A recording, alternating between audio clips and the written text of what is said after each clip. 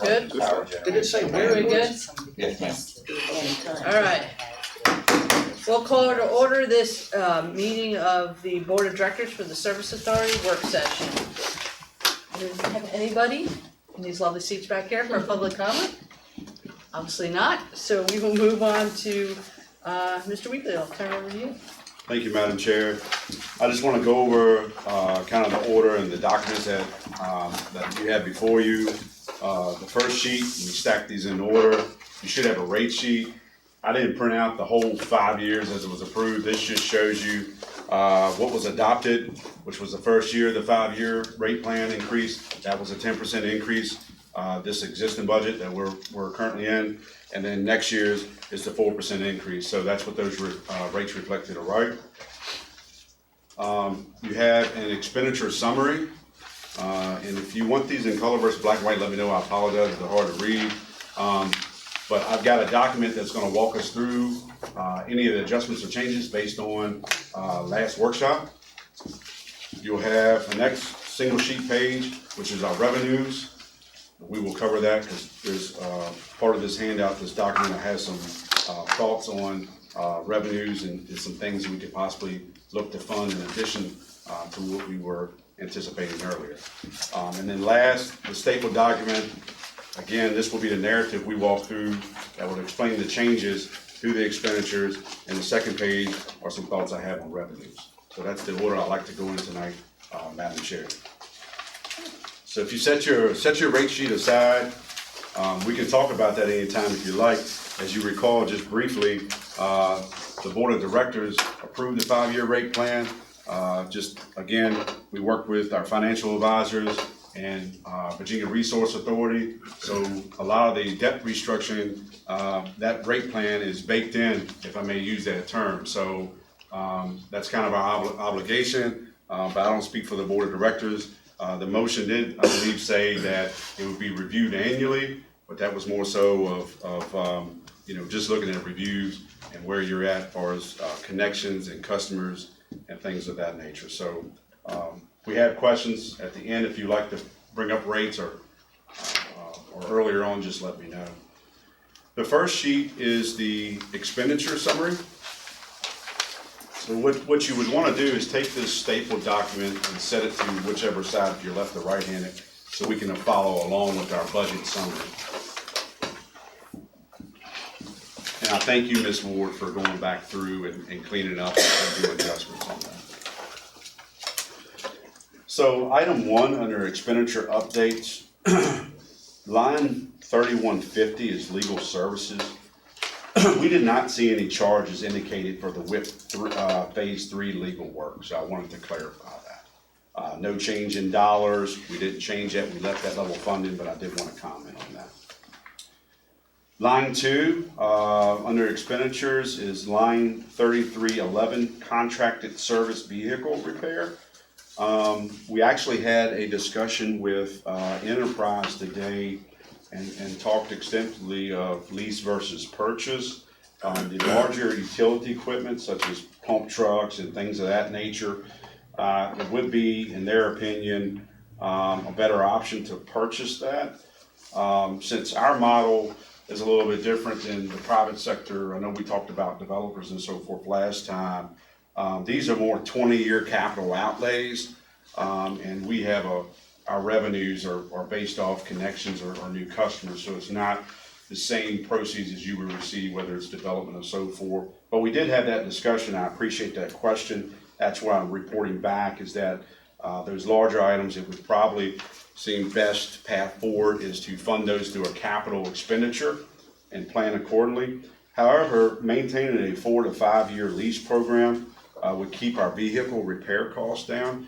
So we looked at that today, and I'll mention this to Dr. Young's benefit, because I know Ms. Cobb was in that meeting with Dean Hoagland and myself today with Enterprise. They looked at the whole county fleet, sir, which included ours. We asked them to come back and break that out because we realized we're separate, but they did show replacement schedules and the benefits. Obviously, older vehicles, your fuel costs go up, but there is this equity in the vehicles that plays into the fact of why you want to turn those in 4 or 5 years instead of keeping them to 10, because that's somewhat of a rebate, if you think equity as a rebate towards the next vehicle. So we actually have the ability potentially, and turning some leases in. I don't know if it'll be this year. I think they're gonna give us a plan. We may start to implement that the following year.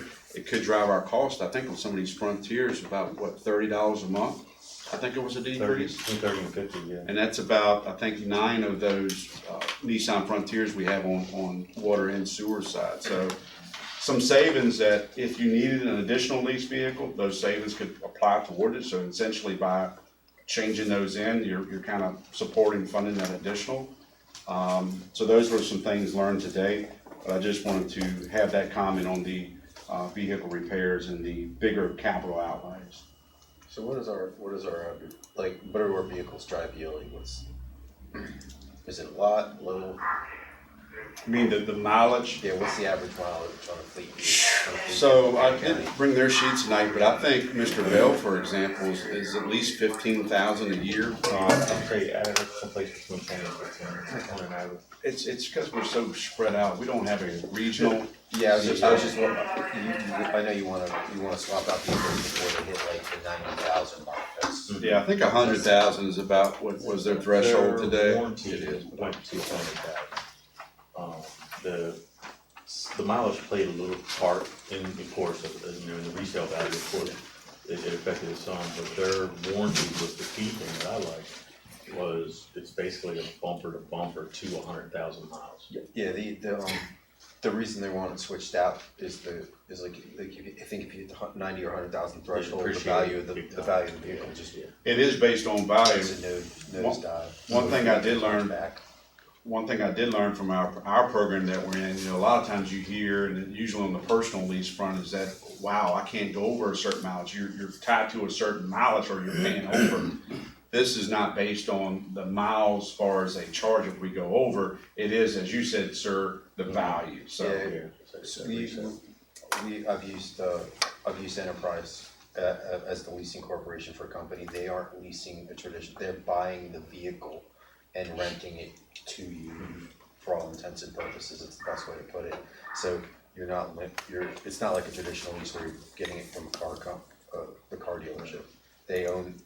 Enterprise owns the vehicle and they're renting it to you. Yeah, because then the buying power to buy 100 of the same vehicle at one time. Yeah, they're buying it at a much lower price than Right. you're able to buy Lease it it back for, and to us. then they're leasing it to you for less than you get it from the dealership for. So our maintenance is included in that monthly fee.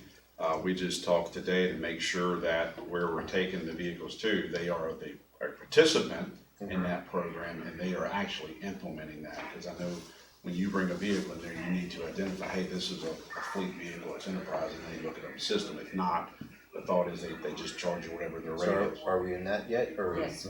We are, they're going back and just checking to see what all providers are in King George County, because as we told them, we want to do business in King George County. I know some of the locations were outside of the locality, so we're not looking to take our vehicles outside of the county. So this is an expenditure that may or may not change. We're working with them. I know it's a little late in the game, but we still have some time before budget advertising. Obviously, we want to take advantage if we need to replace some this year. Also, specking out any additional trucks. So to be continued is what I'll say on that, but some good lessons learned today. Under expenditure, line 3, line item 3600, that was listed as advertising last time. Gone back and added the verbiage of public notice to the advertising line, so it's more representative of what we're doing primarily with our advertising funding. Line 4 is line 3700, the laundry. So Ms. Cobb, Ms. Ward, and myself discussed, so currently the Service Authority doesn't have a contract with UniFirst. I cannot tell you what our pricing is necessarily based on. I'm sure they came to us at some point. We do have a meeting set up, I think it's next week. And we're gonna have a discussion to see if we could possibly ask to have that contract amended to obtain the county price, or maybe there may be better pricing all around. So we're gonna have that discussion. And we will also, I know I'm jumping down on one item, we were gonna ask them about the first aid kit replacement program. So we'll hit them with both items when we have them come in. So right now, the costs are reflective of what we're paying. If they change, then we'll go back in here to the expenditures under the laundry and or medical supplies if it's cheaper and make that adjustment. And we'll come back and report on that. Line 5, which is line item 5210, postal services, remove the wording regarding water surveys. Those costs are just associated with mailing, so I apologize for any confusion of the wording that I had before, but it's strictly for our mailing purposes. No change in the number, just the description. Item 6, line 5240, as you recall, I think I've only had one initially board director in there. That number has been increased to reflect the correct number of board member cell phones, which was an increase that you will see in line item 5240. So that's been captured. Line 7, budget line 5410, the lease rent of equipment. This was a follow-up, if you recall, on our expenditures. We had two vehicles. One was an F-250, one was an F-150, and they had this low, I think it was $25 a month. We backtracked that today. The one vehicle was, I got it, my notes, I just need to read it here. The F-150 has a current maintenance agreement with Enterprise, so that $25 a month, basically they handle all the billing and the maintenance program, and they make sure that we get that pricing on it. The F-250 moved out of the Enterprise program on November the 8th, 2013. Therefore, we did remove that expenditure out of line 5410. So slight decrease. We're not, we are some savings. You own those vehicles. We own them. Well, actually, we own the F-250. The F-150, correct me, they said it is currently theirs, which is crazy because it's a 2010. So Correct. So, yes, sir. Does it beg the question of how the F-250 is maintained? So the maintenance agreement we have, which I believe is $25 a month, let me get to it real quick. They have a maintenance program, and they have better pricing. So if you and I go to, let's say, King George Truck and Tire, you being able to walk in and get a radiator changed, pricing would be different than a fleet maintenance program. So even though it's an older vehicle, that price reflects, because it's already depreciated, so that's why another reason why it's so low, it's depreciated out. But that's for the maintenance program. So anything except for tires and brakes, is that correct? Unless you buy that package. Unless you buy that package. So currently our package is everything but tires and brakes. So that cost is for us to be in that maintenance program for that vehicle. Okay. Is it, Whatever breaks, they fix for $25. Up to 100,000 miles. No. No, you're just getting the fleet rate. You're getting What the you're fleet doing, rate. you're paying $25 so that when you walk in, you get The a reduced rate. 30% reduced rate. Gotcha. Thank you. Okay. Yeah, Gotcha. thank you. But isn't that vehicle So if split you don't use between water You and don't sewer? use it, Right, you right. do. If you do that- Yeah, So it's so actually I've- 50. Yes, correct. So It so it's was. 50 a month. I've gone back in and changed that both That's sides. insurance. So good point. So that's reflected in water and sewer So expenditure. you've taken those costs out? Yes, yes. And I apologize, I didn't send you an email. I've got That's a all right. post-it note on my desk. I will email you the line categories I've gone in and changed today. Mr. Weekly, I didn't quite understand your No, I did not do that. your answer to my question. If we're taking the I know, sorry, that's right. if we are taking the F-250 out of the enterprise program, then under what program is it going to That would be be one. maintained? That would be one, sir, as Mr. Parker outlined, that could be a potential candidate just to move out of our fleet and get a new leased vehicle. Okay, So put it for a public sale. so we Yes, use it- that vehicle will move out to bid or Gov Deals or whatever platform the county uses. Okay, But- we're taking it out of the enterprise program because we're gonna get rid of it anyway. Is that If what it's I mean? if it's an owned vehicle by Enterprise, it will go back to It will- Enterprise. it'll go If it's back an to owned Enterprise. vehicle by the Service Authority, it will go up for bids or however the procurement offloads property.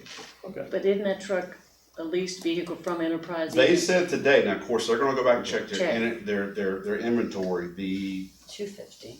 The 250. yeah, the 250, is out of the system. The 150 is in the system, so one of those, we actually, can I see that paper that you had there? I can look at the license plate Let's say today. we own Is the or license, we- do you have the license? Because I have a question, They're tagged, so it is an Enterprise vehicle. So they are Enterprise vehicles, that's what I thought, so it's still a leased Yeah, I know. vehicle, we've That's what just I'm been saying. paying for maintenance that's. Correct, correct. And with that, the shops that we generally use in the county, with the Enterprise and with our stuff, they generally, you know, they basically give us the same price for the other vehicles that we have to have worked on as what they do for the Enterprise vehicles, just because we do bring them, you know, so much So much business. business. Yeah, it's about We volume, get a discount. right. Okay. So wait a minute, I have to ask on this because you've a little bit lost me here. Okay. So are you saying that we were overpaying for something we didn't need to pay for? The maintenance on that one vehicle? We were carrying in the budget Carrying item, it in the budget. Okay, that so the it split, the was- $50 a Right. month that we were not Right. expending. That's where the conversation in kinda the got. Yeah, I apologize, so we're just cleaning up the budget, so It's part of just this in the going budget. through exploratory and questions that were asked last time, part of discovery was just cleanup. I just wanted to We clarify. were not paying because- that, we just No. had it in the budget, No. it should It's not just- have been in the budget. Line item. That's fine. That part was left out, so I was kind of, Yeah, we're good good now. question. Yeah. Line 8, we just covered earlier through our enterprise discussion, so, we'll meet with them when we talk uniforms, we'll talk about the first aid kit service, so no change in expenditures on line 6004. Item 9, line item 6011, uniform wearing apparel, we didn't have the appropriate quantity, I think originally it was 17, that should have been 20. That has been corrected, there was a slight increase for line 6011.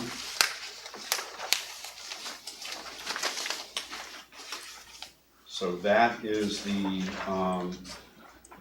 presentation and discussion I have, Madam Chair, around expenditures. You care for me to move on revenues, or are there any questions around expenditures? I hate to ask this, but as everybody knows, I'm acronym challenged. Remind us again what WIP is, I know you've told us this. Yes, sir, it's the Watershed Implementation Plan. Thank you. Right now, it's a plan, it's not a regulation as proposed. So the smaller facilities that we have, such as Oakland Park and Perkins Corner Wastewater Treatment Plant, they have very favorable nutrient levels. I think one is 15 milligrams per liter, the other is 10. Don't, forgive me if I don't remember which one's which. The new, and they have a higher phosphorus limit. The newer plan, if it turned to a reg, would either require a 4 or 3 total nitrogen and a 1 or 0.3 milligram per liter total phosphorus. So that's what the WIP 3 was, and that's through the governor's office, which is I think you administered went by over the that last week, I just could not bring the acronym. Yes, sir. To mind. Yes, Essentially, Thank you. it's the new state regulations, but we're not sure yet if they're actually regulations to make it more difficult for the wastewater treatment plants, particularly our older ones, to meet these newer restrictions. But it was not entirely clear if these really were regulations or they weren't. It's sort of hard to believe that's not a yes or no answer. But we, along with some other counties in Virginia, did file suit over this to try to get some sort of understanding. Because if they are regulations, my recollection from Mr. Pomeroy, our attorney on this, was that the state didn't go through the required process to enact regulations, so they would be invalid for that reason.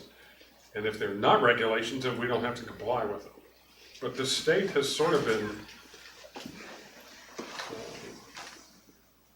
inconsistent, that'd be a fair word. I actually have an update on that, but that's why we have the outside legal counsel. Because that is so specialized that you have to hire an attorney that is well-versed in all of these rules, which So we is, have to hire an attorney to determine whether it's a regulation or not? well, That's we're all. not the only one that was part of that lawsuit. Yeah, I can imagine. I can imagine every county in Virginia is part of that lawsuit. But let's be clear, normally when you hire attorneys, you have to pay for that. Yes, In this case, we did not. correct, He is representing us through VAMWA yeah. because we're a member of that organization. So we are not paying legal fees in this. Right, we used Mr. Pomeroy for our DEQ, but that's the specialized, Yeah. okay. Legal. But I spoke to from VACO, one of the lobbyists, and he said that they found that the governor's listening, especially with our lawsuit. They're understanding that this is a real problem. It's a real issue. So that is an update, I haven't been able to share yet, but that they are listening, because he's been working on the case, and he said that Mr. Pomeroy is incredible in the way he's fighting for the 3 jurisdictions that are on that lawsuit. Interesting. That's hugely interesting. But that's what you asked about outside counsel, that's why that's important sometimes. I did ask earlier, now I understand. And believe me, we thought long and hard about whether to get Yeah. involved in that.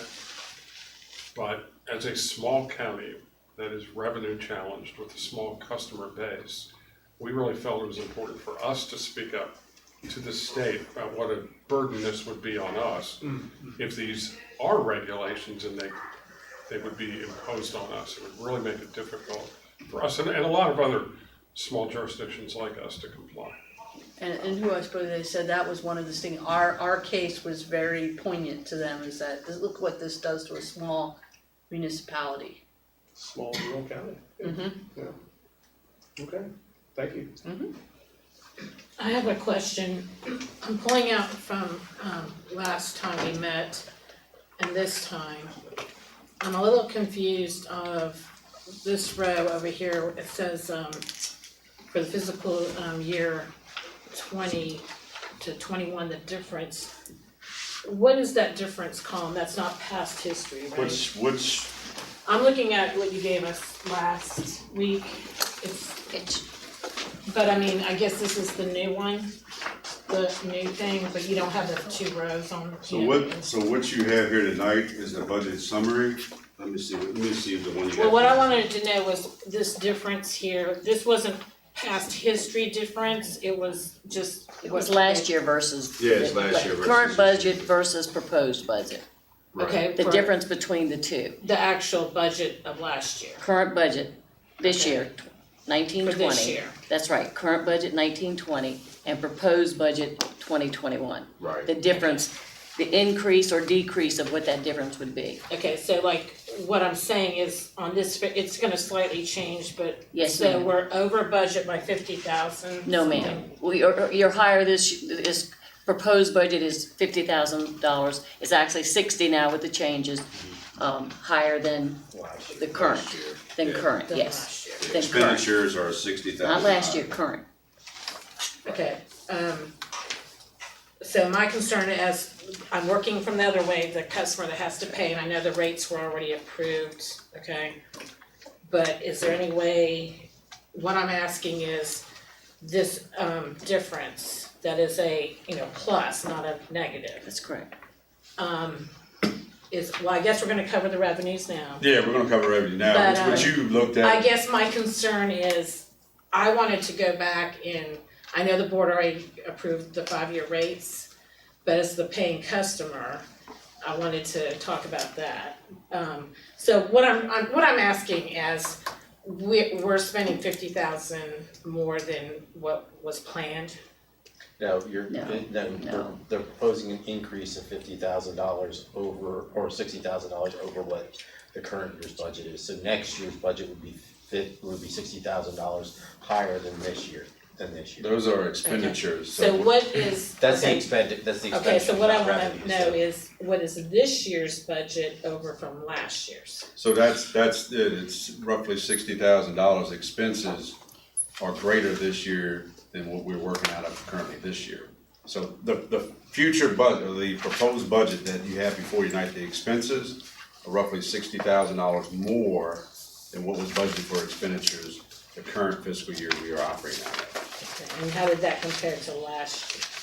I guess. $16,000 more. Do you understand what I'm No, no. asking? Yeah, she's asking I'm looking at it from the county. 18 or 19 budget versus 20 budget. How much was the budget difference between 19 and 20, which we don't have that history with us. But what was the difference between 19? That's what we're, You so said the sheet, 18, 19, and 19, 20? Correct. It's right here on the spreadsheet. 18, Or is it- she's that's on- asking what's this is- 1890. I'm looking Just for revenue. already what Revenue. we've already, But what we did revenue last was- year. She's one, I well, wanna it know would be the last same, year's. okay, we can give you an Yeah. idea. Is it- Yeah, it's the same, it's a budget. balanced budget. So it was, Here you go. yeah, like I said, In 18, 19 is $5.8 million or $5.9 million. If you see FY 18, 19, you look at the bottom of the total operating fund, the budget was $5.895 million. And remember, Ms. Dodge, It didn't- that year it was, the budget That's wasn't as 195. strong as it is now, and also we had 3 general managers, and we had basically an interim general manager who was stopping the bleeding. it's easy. Okay, so I guess my So question that's- is, does it, can't is really it actually base- going to be less this year operating? Correct. Is less than it was last year, than actual last No. year? No, No, no. no, It's more, It's okay, more. It is actual more. operating is gonna be It's- more. yes, ma'am. and That's so is what- revenue. so I'll posit this So, column. like I said, in this column, if you had more, of the negatives, the ones in parentheses, this could have been lower, right? But I mean, you tried, you Well, looked you're, at you're that. either positive or more favorable, so our Right. debt service went down, this was what we were paying in debt service. Uh-huh. This is what, after refinancing, so it makes you positive that much. Right, These are the difference from the prior years, so existing, like for chemicals, for example, we budgeted 220,000. This year, we're projecting 291, a difference of $70,800. So when you add all these up, positive, favorable, unfavorable, difference from last year, and we're saying now, with these changes we made, we're about $60,000 higher in budgeted expenditures than we were the previous year. okay, So so take this number, as the paying customer, that's my concern, is this amount here then. yeah, that's expensive, that's expensive, we're gonna get ready to get the revenue, so basically, if you take this number right, let's see, this number right here, subtract by this number here, that's the difference of new expenditures versus last year. There's a lot of You can it, do- a lot of it's chemical cost increase. Right. Okay.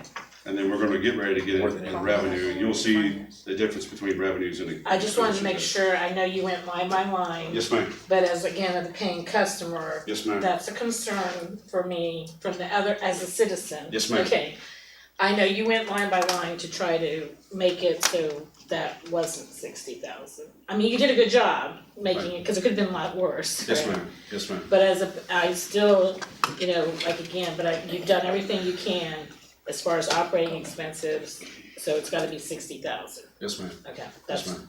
that's just, again, my citizen advice. No, I appreciate it, that's You know, the reason. That's my concern so- as a citizen, as Yes, a paying ma'am, customer. and we're glad to have you here, that's, Yeah. Just like your household, you understand that we can't change. If Dominion Right. raises their rates, which Mhm. they just did on all of us, I mean, Mm. my electric bill was $100 higher this month than the previous month.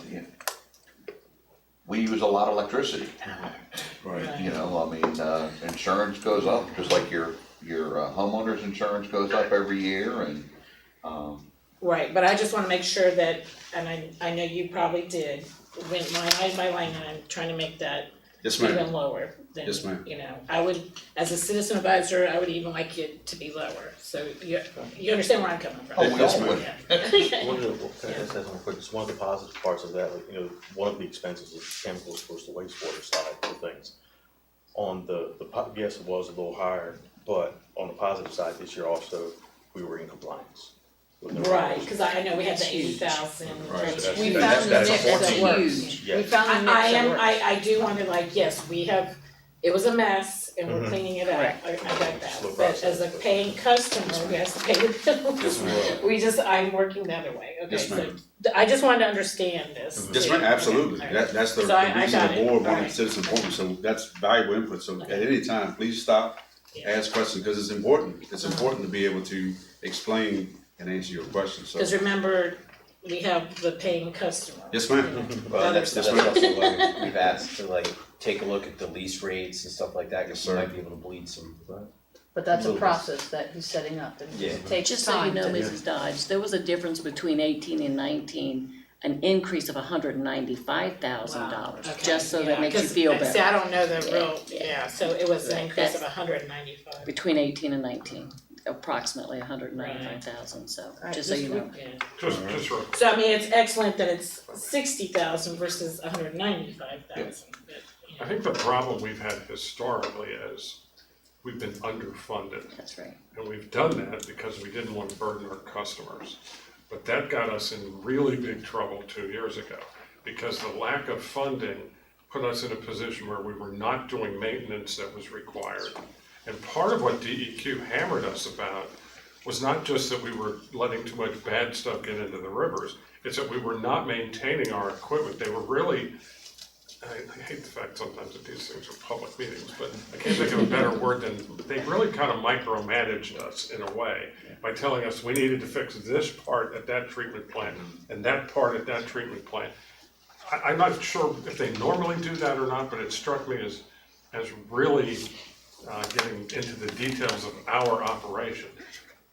But on the flip side of that, I think we kind of deserved it, because we weren't doing basic maintenance and we weren't funding it appropriately. So we have had to really increase the expenditures so that we can get this process up and running and operate efficiently and maintain our equipment so we don't end up paying more in the future, and we don't get in trouble on the regulatory side. well, like I said, I know about the 80,000 in fines, which I think is actually was higher, but you got them to Yes, it come was. down. And then the 3 managers, so, I mean, I know we're working on cleaning up and maintenance and all the Some of problems. this, if I may, ma'am, So I speak, just, and I'm not here trying to toot my horn, but some things I wanted to mention that we have in expenditures, I know we went line by line, but things, and I said this last time, some of the things we're trying to do is fund capital projects in our operating budget to not incur new debt.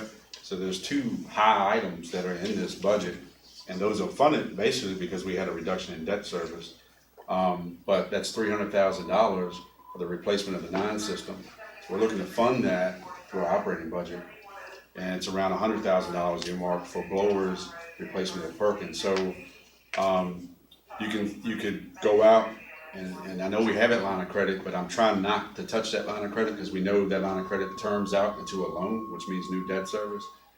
So those are some positive things that we're trying to do in this budget, trying to handle repairs or capital, and that's a huge capital commitment. Well, to do it within the confines of your operating budget. we have to have water and sewer, you have to have that, because everything fails if you don't have it. My question to you is, because you would know this more, or whoever, what is the projected in the future of like decommissioning things and building new things? What is that looking? So And we don't have infrastructure. final number. If you go back and I can recirculate, I believe in our first budget work session, I gave you an overview of how many wastewater plants we have, how many water systems we have, and there were some projected numbers in there. It showed, for example, a new facility for Perkins. Yes, ma'am. It was 10 to 14 Right, but million. I mean, have you come up with the money for that? So- Without burdening the customers, is what I'm saying. So the debt restructuring, the 15.6 million of the existing debt that we restructured freed up about $4 million in cash. Okay, So if you recall, Davenport mentioned when they were there that, a healthy debt servicing, you should look at using some of those freed up cash on hand and use some of that line of credit. So the Service Authority Board of Directors approved a $15 million line of credit that we obtained to do all the things that were outlined in the utility master plan and I believe the feasibility study. So obviously, they're big ticket items like the Perkins Corner plant. That's estimated 10 to 14. I know that's a big variable, but you won't know that until we know what direction we're going. The board is that directors- to decommission it or build a new one? That's to build a new one. Build a new one. Decommission, I think we were right about 11 million. The 2 plants is about 10 million. And then you have $1 million for an interceptor from the intersection of Port Conway going to Hop Yard Farms treatment plant. Let me answer it this way. To decommission Perkins Corner is about 4.6 million out of that 10 million. To build a new plant is 10 to 14 million, but let's just say 10 million, like that's a good thing. So it's $5.5 million more than decommissioning it. Do we have any money for that? No, we do not. Unless we get development that's gonna use that facility and pay us connection fees, our only option is to borrow the money, which is what we're trying desperately not to do, because our debt fees are so high. Well, I guess what I'm asking, you are gonna build, but when you build something new, you have to decommission the old, right? So, yes, ma'am, and those numbers factor in, that estimate Okay. factors that in. But one of the things you heard, and I apologize for the acronym, you heard the watershed implementation plan. Right now, they're calling it a plan, but that's usually how regulations start. So those lower nutrient limits or treatment limits, we cannot achieve with the existing technology. And that would be for Oakland Park wastewater treatment plant. That would also be true for Perkins Corner wastewater treatment plant. So there could be regulations that force that, or it could be development where we need more capacity, such as we were talking about for a new Perkins Corner wastewater treatment plant. But the board has not decided which route they're going. Those are just some estimates that we've already received via either utility master plan or the feasibility study. Now, Ms. Dodge, also remember, each river has certain nutrient limits, and certain Right, plants 'cause go to certain It rivers. matters on the well, like the age of the well and the sewage. I've been to your meetings where Yes, certain, I think it's sewage plants have higher limits, right? Yes, ma'am. Than other ones, so you gotta, and then I know like Hop Yard's on Rappahannock Yes, River, ma'am. so you gotta concern with the Rappahannock River situation. Yes, ma'am. The Rappahannock has less nutrients for sale than the Potomac. So that's my concern too, if you're gonna, expand Hop Yard and move everything over there, what about all of that? Because it's on the Rappahannock River. Right, so that has to do with what's called waste load allocation. And there's a certain amount of poundage that you're allowed to, I won't say dump in, but allowed in the outfall to the Rappahannock. So we have a aggregate permit with Oakland Park and Hop Yard. So although they're discharging in two different areas, they're combined, and we have a certain poundage allotment there. Perkins, Fairview Beach, and Dahlgren are all on the Potomac. So you can reroute wherever, but you can't transfer from one basin to the other. So we realized that we have the flow, we have the capacity to handle that additional flow. If we took both treatment plants offline and took it to Hop Yard, we have the capacity because the housing that's out there existing, which is about halfway through that development, if you just make the assumption you double the flow that you have of half for the full build out, we can handle all of Hop Yard development plus Oakland Park flow and Perkins Corner flow. Okay, so Hop Yard, like, it's gonna be a total of around 900 homes Correct. when it's done, and it's not, I think it's 400 or 500. But they're also, in front, there's a commercial Yes, site, ma'am. which would do water and sewer Yes, with ma'am. the Hop Yard plant too, so that's all considered, right? Yes, ma'am. The commercial and the. We don't know, I mean, we can't tell you exactly like that commercial section will give you, 150,000 gallon. We can deal with some variety, so, assumptions like, okay, if this is a medical office, we can expect this much consumption or capacity needed. If it's a gas station, it'll be this. So there are things in our regulation that has some assumptions of usage, and that's the best we can do. But yes, ma'am, we can handle all of I that. guess my concern was when people were looking at Hop Yard, water and sewer, was they didn't understand that development is already approved for around it's 800 some. 898, yes, ma'am. Which are not built out because of the housing market crash, Right. okay? And it's also zoned already commercial in the front there, okay? So I just Correct. wanna make sure when people are like looking at that, it's like, it's already approved, that plan is already approved. Yes, ma'am. And I guess, what sheet is the rate one? this is just history. What sheet looks like the rate one? The rate sheet, ma'am, Yeah. so there are two, it's Dean, please, assist Ms. Dodge. Yeah, I don't know what I missed. So it's the one you have on top, I believe. what I Is can it see. this one? Okay. Alright, so I'm just asking, so we had a 10% increase already, right? Yes, ma'am. And then what was, what's for the next, 4%. it's 4% and Yes, then ma'am. what's after that? So the way the 5-year plan is structured, it was 10%, then 3 years at 4%, with the 5th year being at 3%. Okay, so it won't go to 4% until 3 years from now? No, ma'am, the Every FY year. 2021, it's Every year The it next goes up 3 years 4%. is 4%. Be at 4%. And then the last Okay, year. so it's gonna be, Yes. we've already done the 10%. yes, ma'am, Yeah. We're gonna do the 4%, the 4%, and the 4%. and then the last year being the 3%. 3%. Okay. See, that's my problem as the customer. I understand, I understand. But I know that was done last year, right? Yes, ma'am. Last year, okay. Yes, I think the option, Miss, last year when we were in this room or another room talking about that, one of the choice was to go 8% last year or 10%, because we really had to have a much larger increase last year. We just could not get away from that. But there were some things that Mr. Weekly was gonna be able to do with that extra 2% last year. That was a huge help. Otherwise, we'd have had a lot larger increases in the out years, and I forget what 8% would have called for. There was a more consistent, I think 8 years, and then the last year, I think was around 6%, but I'm Yeah. going off memories. But it was a high, if you look at it percentage wise, you stated a higher increase each year. This was a big, I think they used the word as a boost. But yeah, And then it was. then it would drop off after that. Still recognize it's an increase, I don't negate that, Yeah, but an it was increase is an lower. increase, for sure. But the key last year was the board chose to bite the bullet, if you will, and go with the 10% increase rather than an 8% increase to get some things done this year we're in now, that really had to be done and not put those off at a much higher cost in the out years. So that's the reason why the years, next 3 years are only. See, as a paying 4%. customer, I would like to see it 0, 0, 0, 0. But I know. That's never gonna happen. Yeah. Because we've already, as a paying customer, I just took the big hit Yeah. of the 10%. Yeah. I pay everything, I pay water, sewer, and all the other Mhm. added on charges that are Yeah. there.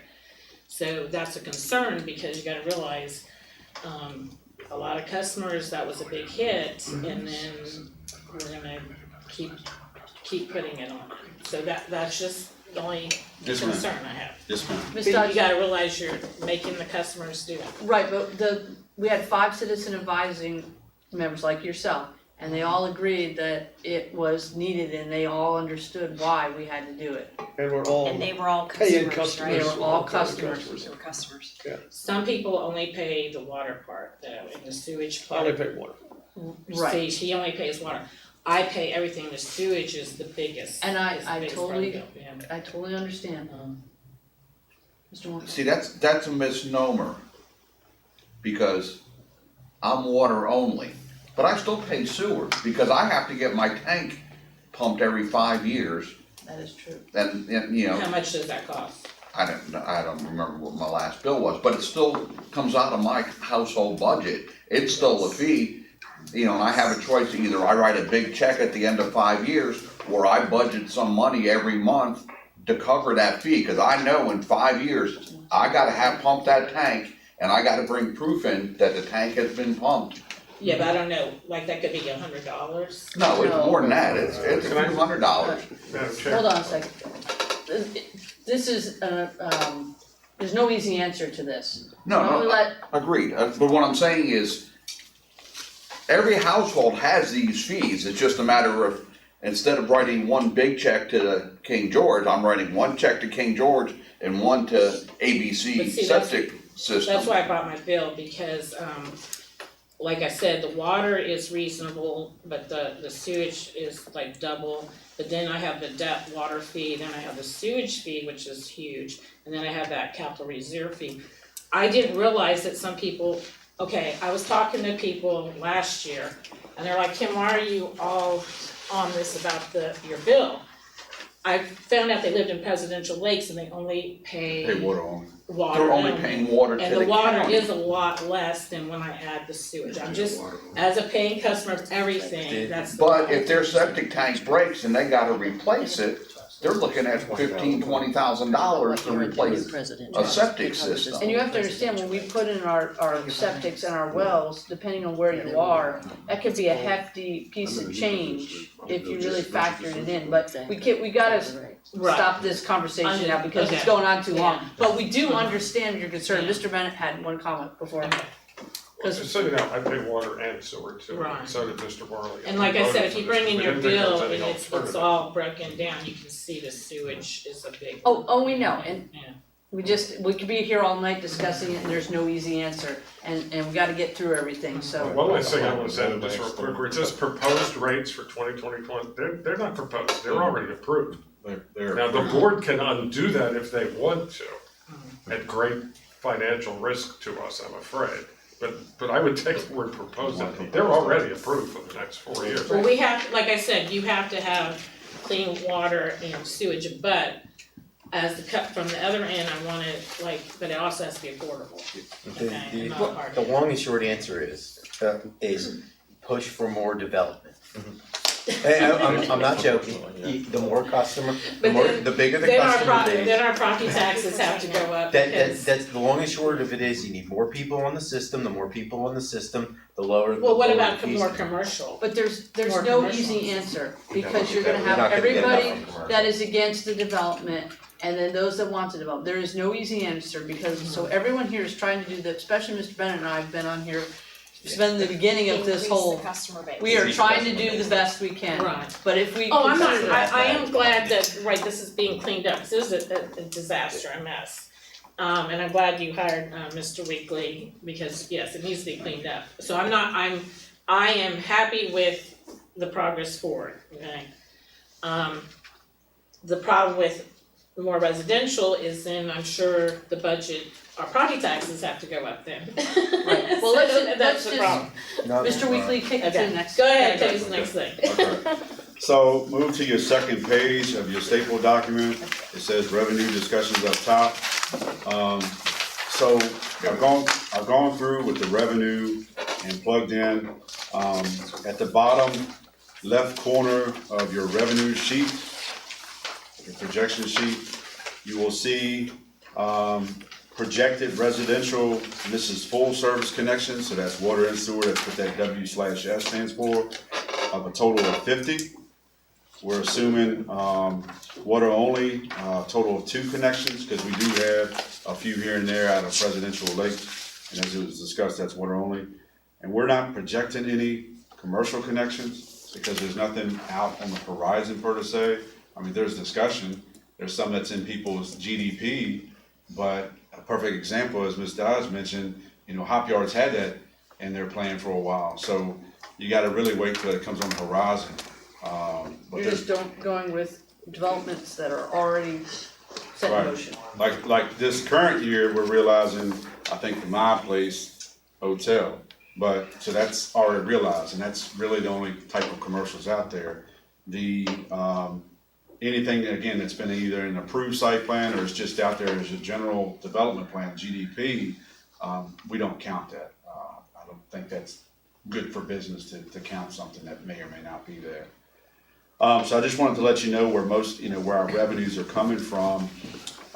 So you'll see an increase in water fees of $106,000 over last year. And again, the revenues come from the source of the bill, so that's for the usage, and then you have connection fees.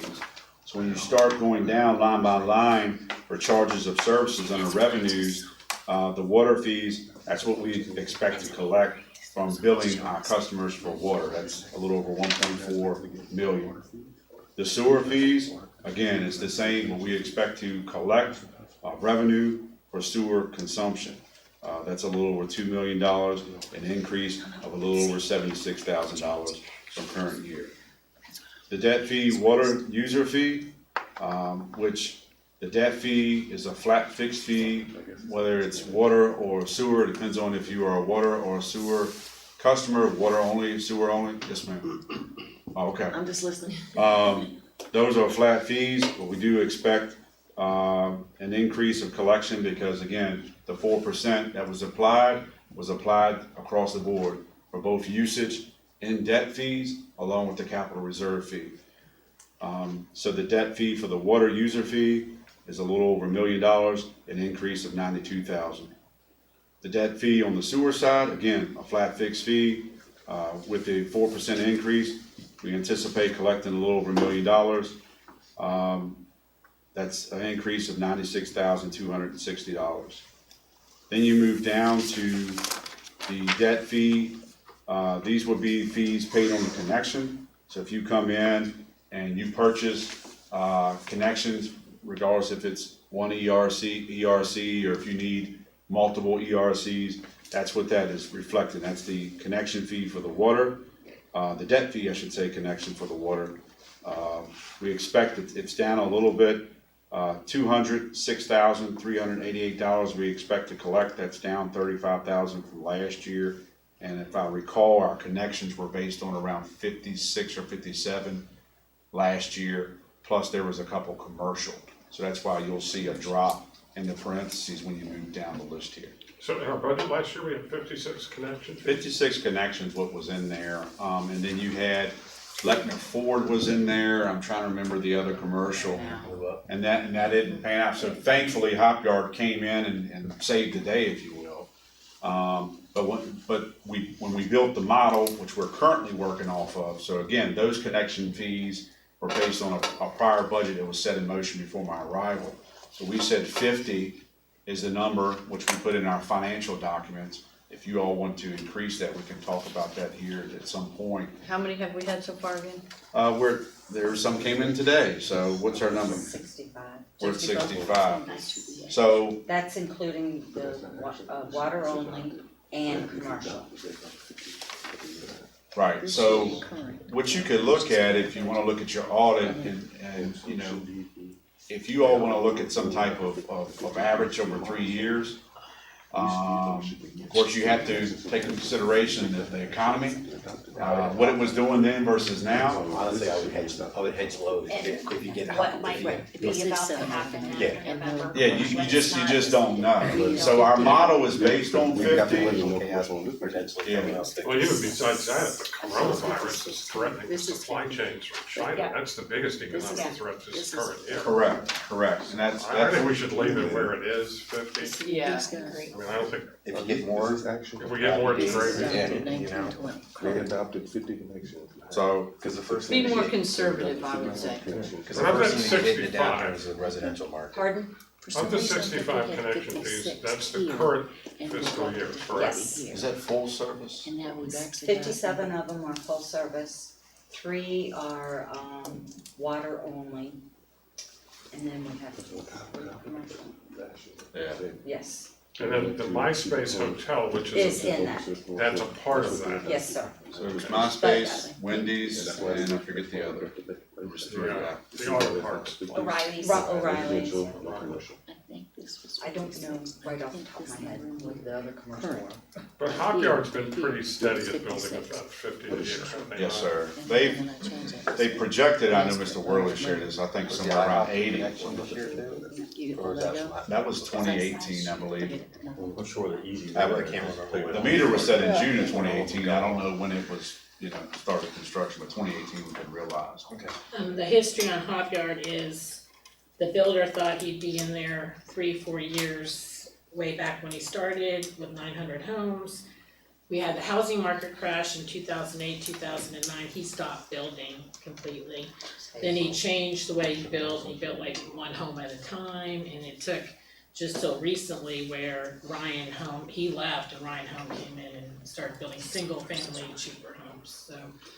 That was because of the housing market crash that we actually experienced in the Fredericksburg area and over here in King George in 2008, 2009, so that, that affected then all of this, because when you have a housing market crash, you don't have people connecting or anything. Jonathan, so Woman and I are in a little debate over here, maybe we can resolve this for us, a little clarity. In fiscal year 1920, Kyle did the presentation, made the recommendation that the budget be built off of 50 residential connections, no commercial, right? And so that's when the board of directors adopted the rates and adopted a budget of 50 connections in 1920, right?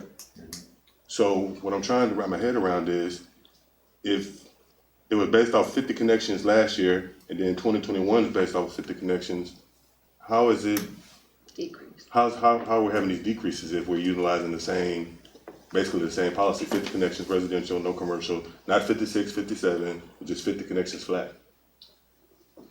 Last year, was it 50 You're connections? looking at connections or the Yeah, dollars? let me go back, because I know what we adopted on. Let me go back to my budget and see if we budgeted 50. I know our model was on 50, meaning the financial model.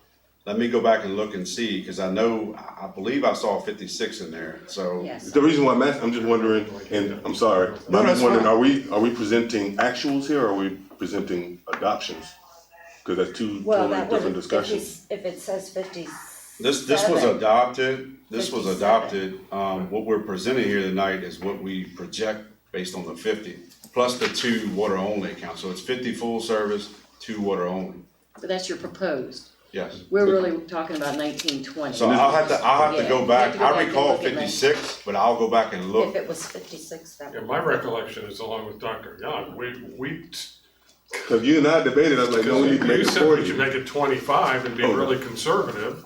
And then there was talk about, well, should we make it 75? And we decided to leave it at 50. But we thought that was conservative, we would get more than that. And But we was that like, was, hey, well, that going like fund balance or something but like that was that. baked into the whole 5-year plan. And I thought the budget that we were getting 50 connections a year, that's what we were planning on. And the reason why I'm asking, because They should be identical. if we have this column, it says fiscal year 1920 adopted, but in this column, it's the actuals, then that's going to really have some second and third order effects as you all finish up this budget. That's why I'm raising the red flag saying, hey, are these actual numbers? Because if you present the actuals, like the 56 is the actual versus the adopted 50, then it's going to have some problems balancing the budget That's by right. the time it's adopted in Right. June. So I know the FY 20, that's adopted. That was just straight pulled over from when the worksheet started. And then we plugged in the revenues on that, but I'll check, there's 2 factors I wanna check on. It's adopted 50. Right, but there's 2 factors I wanna check on. I wanna check on to make sure that budget reflects 50 or 56, cause I remember a 56 number. But secondly, I wanna make sure that I didn't go in there, we don't have a percentage of a reduction in there, that 98 or 97%. That only affects the first 2 items. Does not affect the fees. Now, Wilma, are you looking? Oh, yeah, on the connection, Are you you're right, looking at on the number tap of- fees, the you're right. actual number of connections, or are you looking at the dollar sign? I'm looking at Looking at the both. dollar. If Well, it's if you get the 50 same adopted in number, 1920, right. and then there's 50 adopted in 2021, Rate has then you shouldn't have a negative. You shouldn't have, The thing with that also is that in 20, there were the 3 large commercial.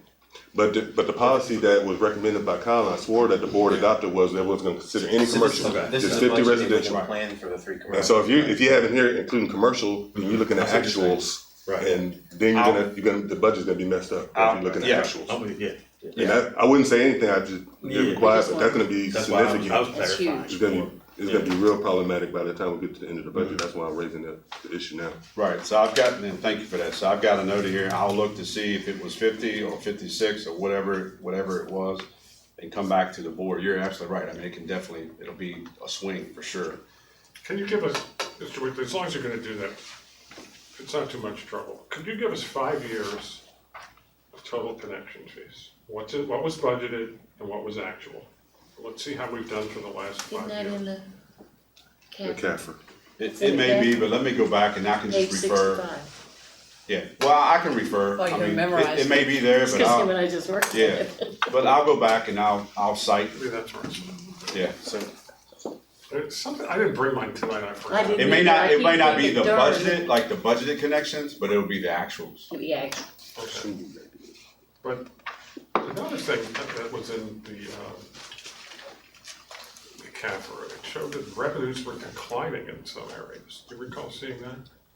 Well, there's an interesting, if you look at the thing of the water usage goes down as we add customers, like the per customer That's what it usage. was, it was The used. per customer usage, and that makes sense, I mean, you replace a toilet that flushes with 3 gallons of water with one that does 1.1, the more modern toilets, you've just used a huge amount of water usage. Same thing with your high efficiency washing machines, I mean, they used to fill with 20 gallons worth of water, and I don't even know if they have 3 of them now, clothes barely get wet, you know? Not sure they clean well either, but that's what they only fill so much water. You know, where you used to hit the button, it filled the whole thing up, And shower head and faucet. But yeah, you know, and that- everything else, so I mean, it was one of those interesting facts I looked in the first thing that Mr. Wheatley gave us. You look at like what we used 2 decades ago almost, we used more water 2 decades ago than we currently do, and we've added almost 50 houses a year in that duration, so it's just the water consumption's going down, but I mean, it's the same thing as your gasoline.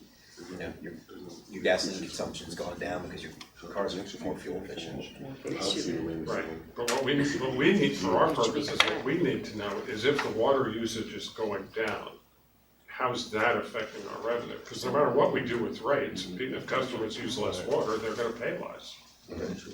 So that's a factor. And just to follow on your point, Mr. Parker, when we sat down with the Hop Yard folks, we wanted them to know that we're committed to making sure that the Hop Yard development has enough capacity at that wastewater treatment plant. If we have to decommission Perkins and pump it over there, there's still plenty. But they didn't seem to think so, and after we talked to them about it for a while, what we've realized is they thought they were gonna use way more water per house, per customer than what they've actually used. So where they are now, on roughly, I think they built about 500 homes out of the 900 roughly. They're way below where they thought they were gonna be for the number of homes. But again, it's the usage has gone down as things have gotten more efficient. So we actually, if I remember correctly, Mr. Weekly, we estimate less, 2,000 gallons a day per home rather than 3,000, which was at one time the industry standard. It's 300 gallon per day, so when we talked to the engineers, they said somewhere between a range of 180 to 240, so we talked about using 200, yes. Well, your rate increases, like when I first moved here, and then the housing market crash happened, so we only had like 200 homes there, and then the builder stopped building up there. And then my bill was like only $100 every 2 months, now it's way over 200. Some people are getting in Hop Yard, some people are getting $500 bills. What we did in what most homes in Hop Yard did is when the rates all increased and our bills jumped like that, we stopped using water. They stopped watering their lawn, they conserved more. So when you increase our rates, we stop using the water. So we don't use as much water, even though we're building more homes out there, we all just stop using water. That we no longer water our lawn or any because they can't afford $500 bills. That's what I was explaining. Yeah, the term for that, as I understand it, is rate elasticity. The higher the rates go, the lower the usage goes. So for our purposes, it's something we really have to get a handle on, you know. If we're gonna raise rates because we need the money, that's one thing, but if we're not getting the money, then we have to know that too. We have to make sure that the revenue we're expecting to get is what we're getting. Honestly, you could take the numbers that you have, you could stick them on a spreadsheet and run a regression model on them. You could almost predict into the future X number of houses. You can plug it into an equation that it would generate out of that says, I have X number of houses. You can expect this much volume to be used, assuming that the trend because I haven't plugged in. I don't know if it's a linear trend or if it's like an asymptotic trend where it's it's going down, but it's starting to become asymptotic where we're at there's only a limit of technology. At some point you're gonna reach technology. You still need a gallon of water flush the toilet. I mean, no matter what you do, unless we start putting space toilets in or something. That's right. When you raise rates, you're encouraging each household to conserve and not use water. That's the backlash of that, because people are like getting $500 bills every 2 months, and they're like, that's not in their budget to pay a $500 bill. Mr. Wakely, just a minor clarification. The FY 19 column, is that actual or not? FY 1920? No, 18, 19. It has adopted, but that was over a year ago. Wouldn't that be actual? It needs to be changed there. Yeah. Just a clerical cleanup. So it's actually actual. The FY 1920, let me just. No, 1819. Yeah, 18, 19. 18. It just needs to be cleaned up. Are you saying that's actual? Yeah. I have to look at it Because a tomorrow. lot I'll of look the at it numbers tomorrow, in the make sure second it's. half of the column are all end in zeros, are all even. I At would say the that's bottom, adopted. those are, Not changed. for example, we didn't increase like our bulk water sales. $9,000, are you talking about the lower? Yeah, what everybody's thinking, I think, is that all the stuff that's negative should be exactly the same if it was budgeted, or exactly the same. If it was 50. It should all be zero, you shouldn't have negative numbers. Right. Can you If just it, check to me? yeah, I've got a note here, if it was 50, and it was, but yes, you're absolutely right. Yeah, all these They negatives should be should be zero. zeros. Right, if it was 50, Yeah. if it was higher, broken even then on it would that. have, that would have reflected negative. So you'll check Unless there was an increase in those rates, Yes, Well, then it would be right, positive. then you would be Yeah, it should positive, be that's positive. right. Really check We'll clean it up the tomorrow. see what their We'll take care of it. output was expected to be. Do you remember that? Cause that would make a big difference. Huge. oh, absolutely, absolutely. So what's next? Okay, so, again, we'll go back through and verify the connections, was it 50 that was budget, that was proposed for last year, or the current fiscal year we're working out of, or was it 56? Whatever that delta is, we'll come back and clean that up. Right now, as it sets, what we expect to collect, is 6.7 million, 6,738,118. So again, it's based on user fees, it's based on, connection fees. Here's what I want to discuss, and again, these numbers may change depending on what our connections are, but just assuming what you have here before you tonight. And I'm gonna change the column at the bottom, says FY20, I'll just call that FY20/21. But what that reflects is the abbreviation is abbreviated for revenue, so that's the number reflected above. And then you have tallied up from your expenditure summary, the 6.582,246. Using the numbers you have before you tonight, that assumes a favorable between revenues and expenditures of 155,872. Now, I want to point out something very important. We expected some favorability. We restructured our debt. We were at almost 2.2, I think it was 2.199. And we're gonna be paying a little over 1.4, so you've got just under $800,000. And that's that freed up cash of $4 million they talked about over in the next 5 or 6 years. So we have some big projects in our expenditures. We have $300,000 for the nines, we have $100,000 for blowers set aside for Perkins. And the alarms, right? The alarms, so yes, it's favorable, at this time. But we are trying to fund those capital I just talked about out of existing operation budget. So what could one do with the extra 155K, assuming these numbers are accurate? And again, we're gonna go back through the notes I took and we'll make sure that's cleaned up. One, to utilize the additional revenue for pump station work associated with the DEQ Class 1 reliability requirements, and that's in our consent order. Those are in priority 1, 2, and 3 items. This budget already reflects priority 1 being covered. It does not reflect going beyond that. Does the board want to say, hey, maybe we buy additional generators with those funds? Consideration number 2, utilize additional revenue to fund new debt service. When I mean fund new debt service, I mean fund it and not add to your existing debt. You would fund it out of your operating, and that's what I kind of alluded to last time. I didn't realize, the favorability when I spoke that time. I was projecting next year. But that would be changing out our existing meter system over to the AMI meter system. As you recall, last budget work session I talked about, that's the cloud-based meter read system. It would cut down a lot on personnel time, a lot of maintenance and fuel on vehicles, and it would be more user-friendly system for our customer base as well. You could shoulder that debt service with that difference.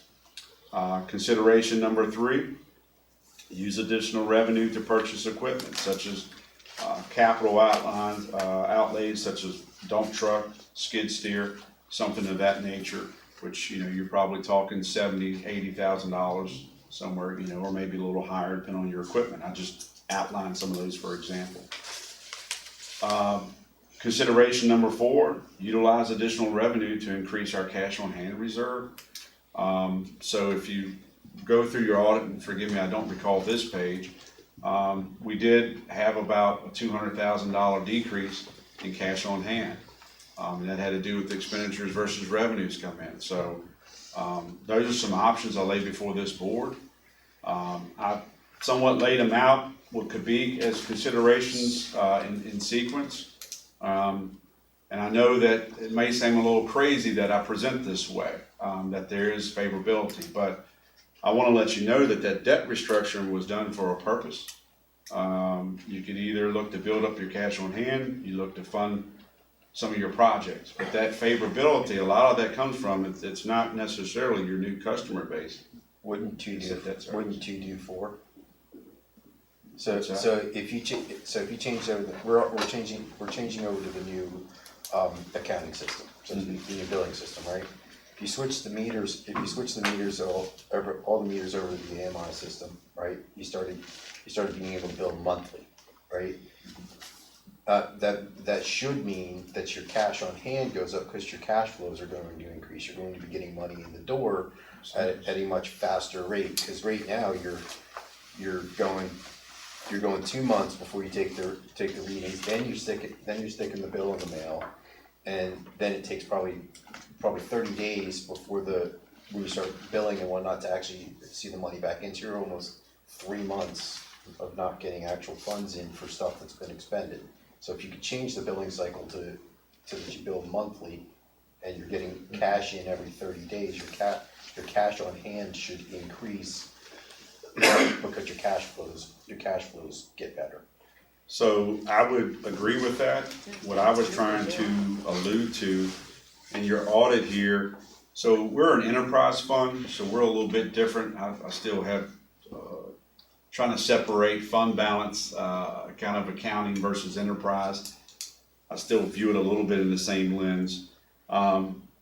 So the cash on hand, just think about it as that is your savings account.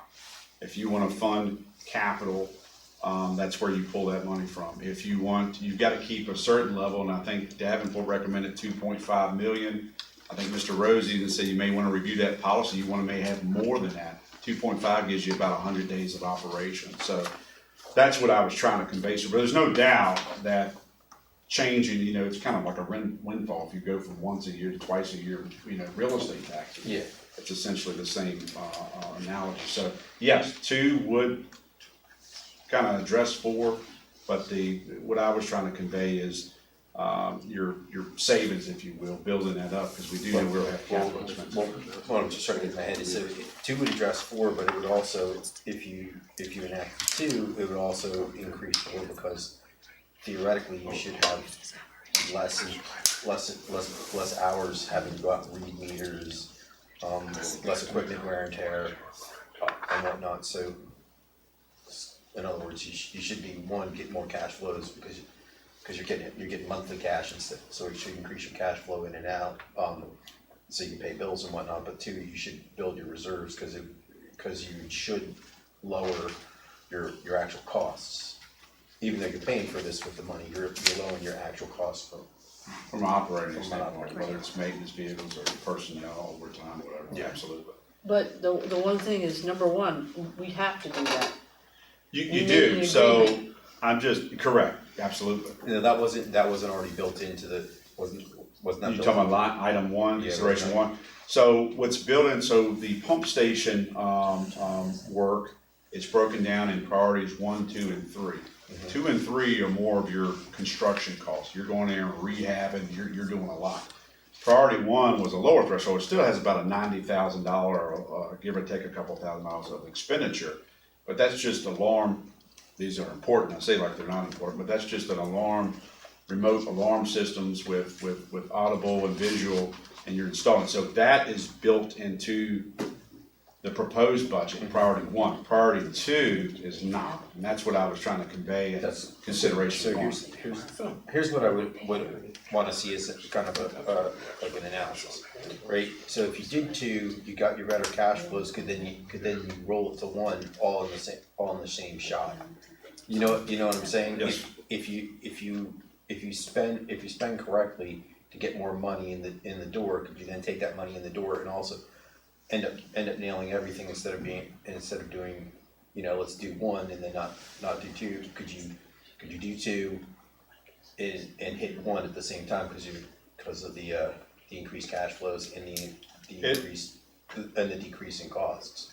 It's possible, but the AMI system, the realized revenue, the amount, we expect to have realized revenue. There's no doubt about that. The percentage of that, I do not know. Well, also because of the errors and just zero bills. Correct. So we know without a shadow of doubt, we're gonna realize revenue to the extent whether you could do 1 and 2 with that. I wouldn't feel comfortable speaking to that. It's a little unknown. Mr. Bennett has a question on Mr. Cupco. If I remember correctly, the chronology last year was, we had Davenport in to help us get our financial house in order. And we knew that there was this big backlog on maintenance and capital expenditures. So we had not been repairing things or keeping things in operating condition. But then we had looming over us the pump stations. And out of our 35 pump stations, my recollection is 31 were not in compliance with the DEQ regs. So 31 of them are now part of the consent order, as we discussed last night, that we have to get within the regulations. So the generators are a part of that. So to me, that's got to be number 1 on this list. And number 4, increasing our cash on hand reserves, my recollection is that was a requirement for the debt restructuring, that the bond folks wanted to make sure we did that. So to me, those 2 things are 1 and 1A. But let's talk about generators for just a minute. We had some on hand, right? Correct, 3. And how many do we need altogether? I believe it was 6. See, the other problem is we got the pump station report after we did the financial report. So one of the problems we had, if you guys don't all know this, is the problems we have still amaze me, but we don't know who owns the property on many of our pump stations. We can't tell if we own it, or the county owns it, or just whoever's yard that thing is in owns it. The title is not clear. So we had the engineering firm go out and look at that. So some of those are priority 3, because we can't make plans in the first year to go build a new pump station on your land when we're not sure whose land it is. So that was one thing that pushed some of those down the road a little bit. Along the way too, I think we went from a $75,000 estimate per generator to more like 50 or 60. Do you recall that? That is correct. Do you remember where it ended up? I think you're about 50 or 55. Okay, how many generators do we need for pump stations? 6. I don't have them to meet them. Well, 3. Because we're gonna repurpose 3 this year, and that's covered in this budget as far as the repurposing them. We can use them, but there may be things like changing out a radiator or something like that. So, but there's 3 additional we need that we do not have to repurpose, we need to purchase. Okay, so to just sort of rephrase that, make sure I'm hearing you correctly. We need 6, Correct.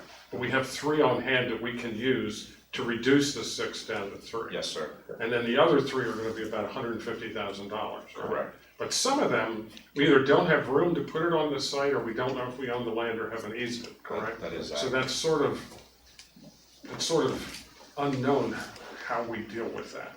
And I do have EMR's report back, so I'll be meeting with them this evening to go over that. If memory serves me correct, out of the 9 parcels we had in research, I believe only 4 came back that showed some type of, deed or ownership to move forward. So I will be, after meeting with them, I'll be coming back with an update report to the board of directors.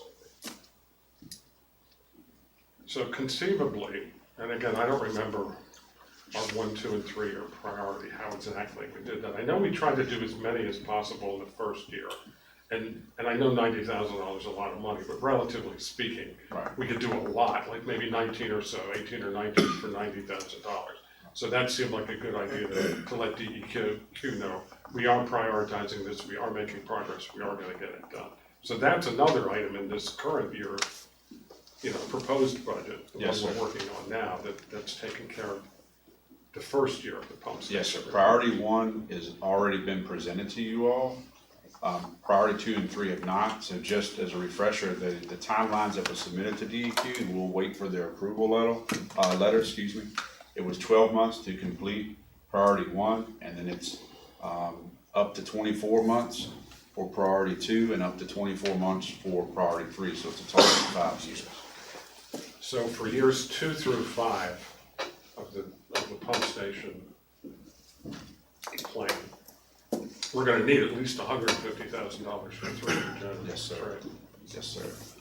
So that's what items to, and that's certainly within the realm of consideration of number one is, purchasing additional generators, trying to kind of take advantage of that favorable restructuring and take care of those items. But again, that number may change. We'll go back and check the connections, and then that could change things. But I wanted you all to be thinking of, normally, I don't know, I've said before, managed before, and generally, they don't bring you the delta. They try to even these things out. But we knew that there was favorability. I want to highlight that to you all, but I want you to be thinking of, and there may be items that you're thinking of that's not on this list for consideration. I just threw some out there for thought, ones that make sense as far as priority, that would either address a regulation concern, which is like item number 1, or it would help our operations and revenues, such as item number 2 for consideration. So this is to get you thinking. I realize after sitting here tonight, we'll have to come back and do some cleanup on these connections, just to be able to validate, and I apologize, but these are good questions to have in a workshop.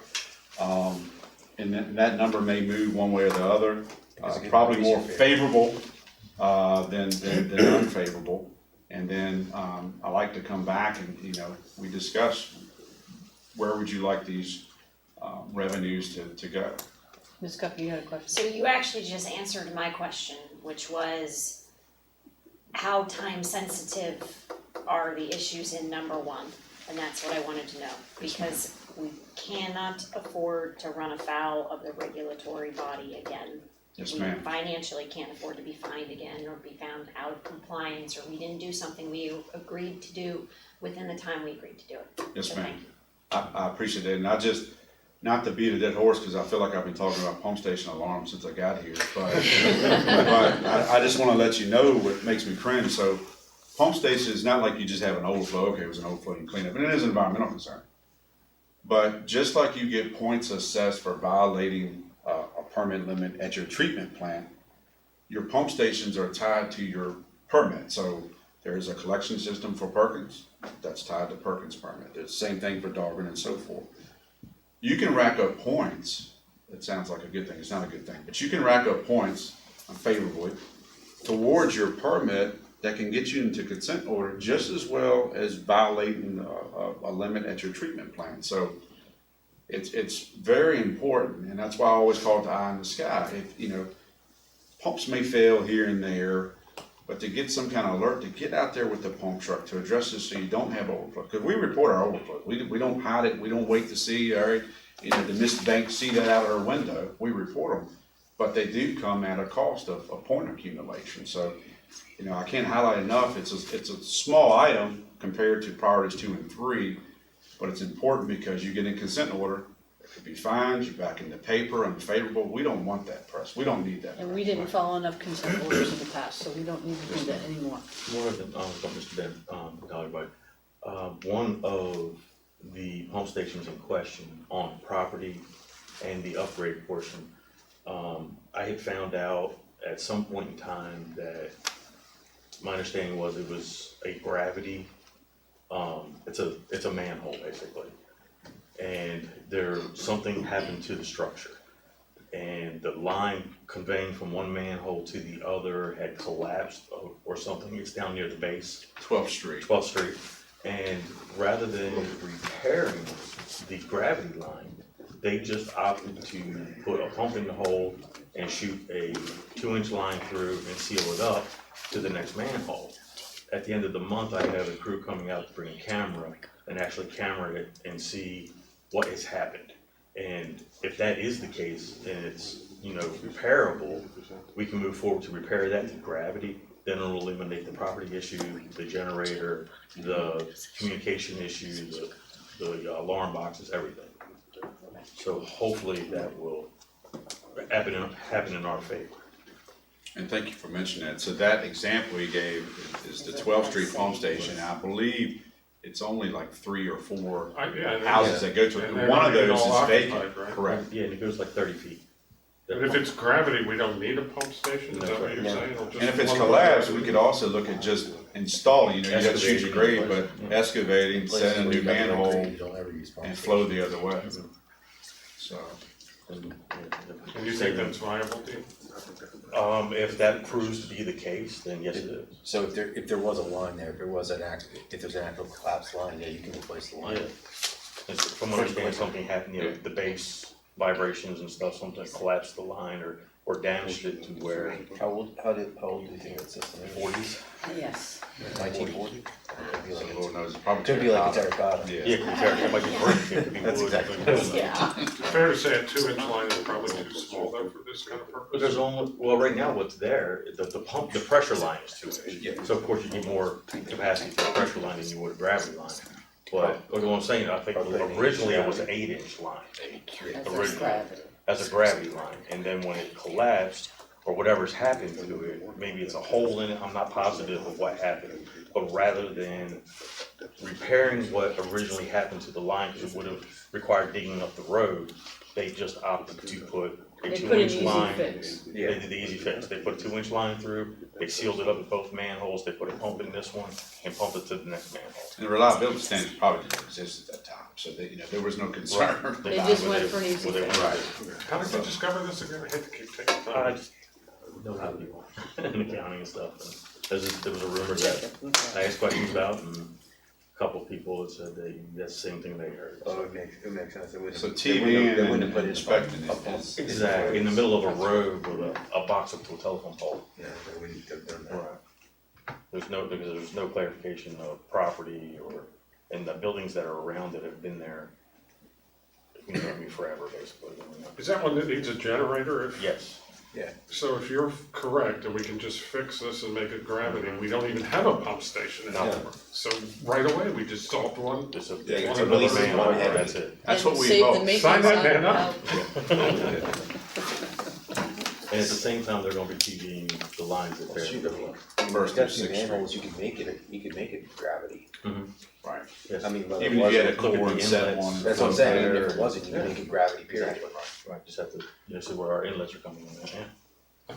Would you do us a favor? Yes, sir. I know I keep asking you to do stuff, but under number 1, could you tell us the 3 generators we need? In what year do you expect we're gonna have to purchase them? In other words, between years 2, 3, 4, and 5 of the plan we've given DEQ, how soon are they coming and how many? And can you give us some understanding of that? Is that So- something you need to look back for? I can look, I mean, I could give you a general statement to that, I mean, it's obvious.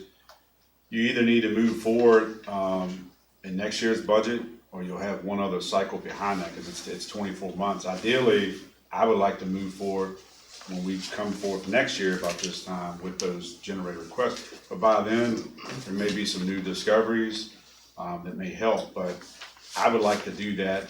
You know, if you have 24 months, I like to do it in the first, second. Okay, but hypothetically, instead of using what I would call the surplus, you could be using the $300,000 that's in this year's budget for the Nines well house Absolutely. repair. So that's, Absolutely. that's a big chunk of change Yes, sir. that will not be used for that in the coming years, and that pays for 3 Also- generators. So maybe it doesn't have to come out of this fund, in other words. Yes, sir. Yes, sir. And I thought the same thing as far as item 200 consideration AMI. Originally, like I said, last budget session, I was projecting possibly next year, because one thing I don't wanna move too quickly, I don't wanna scare everyone, but we're trying to fix things, but I didn't realize until, you know, actually finalizing a lot of this today that, wow, this is favorable, so maybe it's one of those things, but you're absolutely correct. There's 300,000 there for Nines, the 100,000 for Perkins. I think that 100,000 just in general for some of our plants until we decommission or new plant, you're probably gonna have some of that reoccurring expense, but that 300,000, absolutely, you can utilize that towards pump station corrections. Also, one thing else with 9, also, other than the fact that the storage tank is ready to leak at any day now, I believe the hydro tank is due possibly this year coming. It has to be replaced, it's galvanized, and by code now, it has to be replaced. Right. At Nines, Yes. is that part of the 300,000? Yes, sir. Right, yeah, that's the one,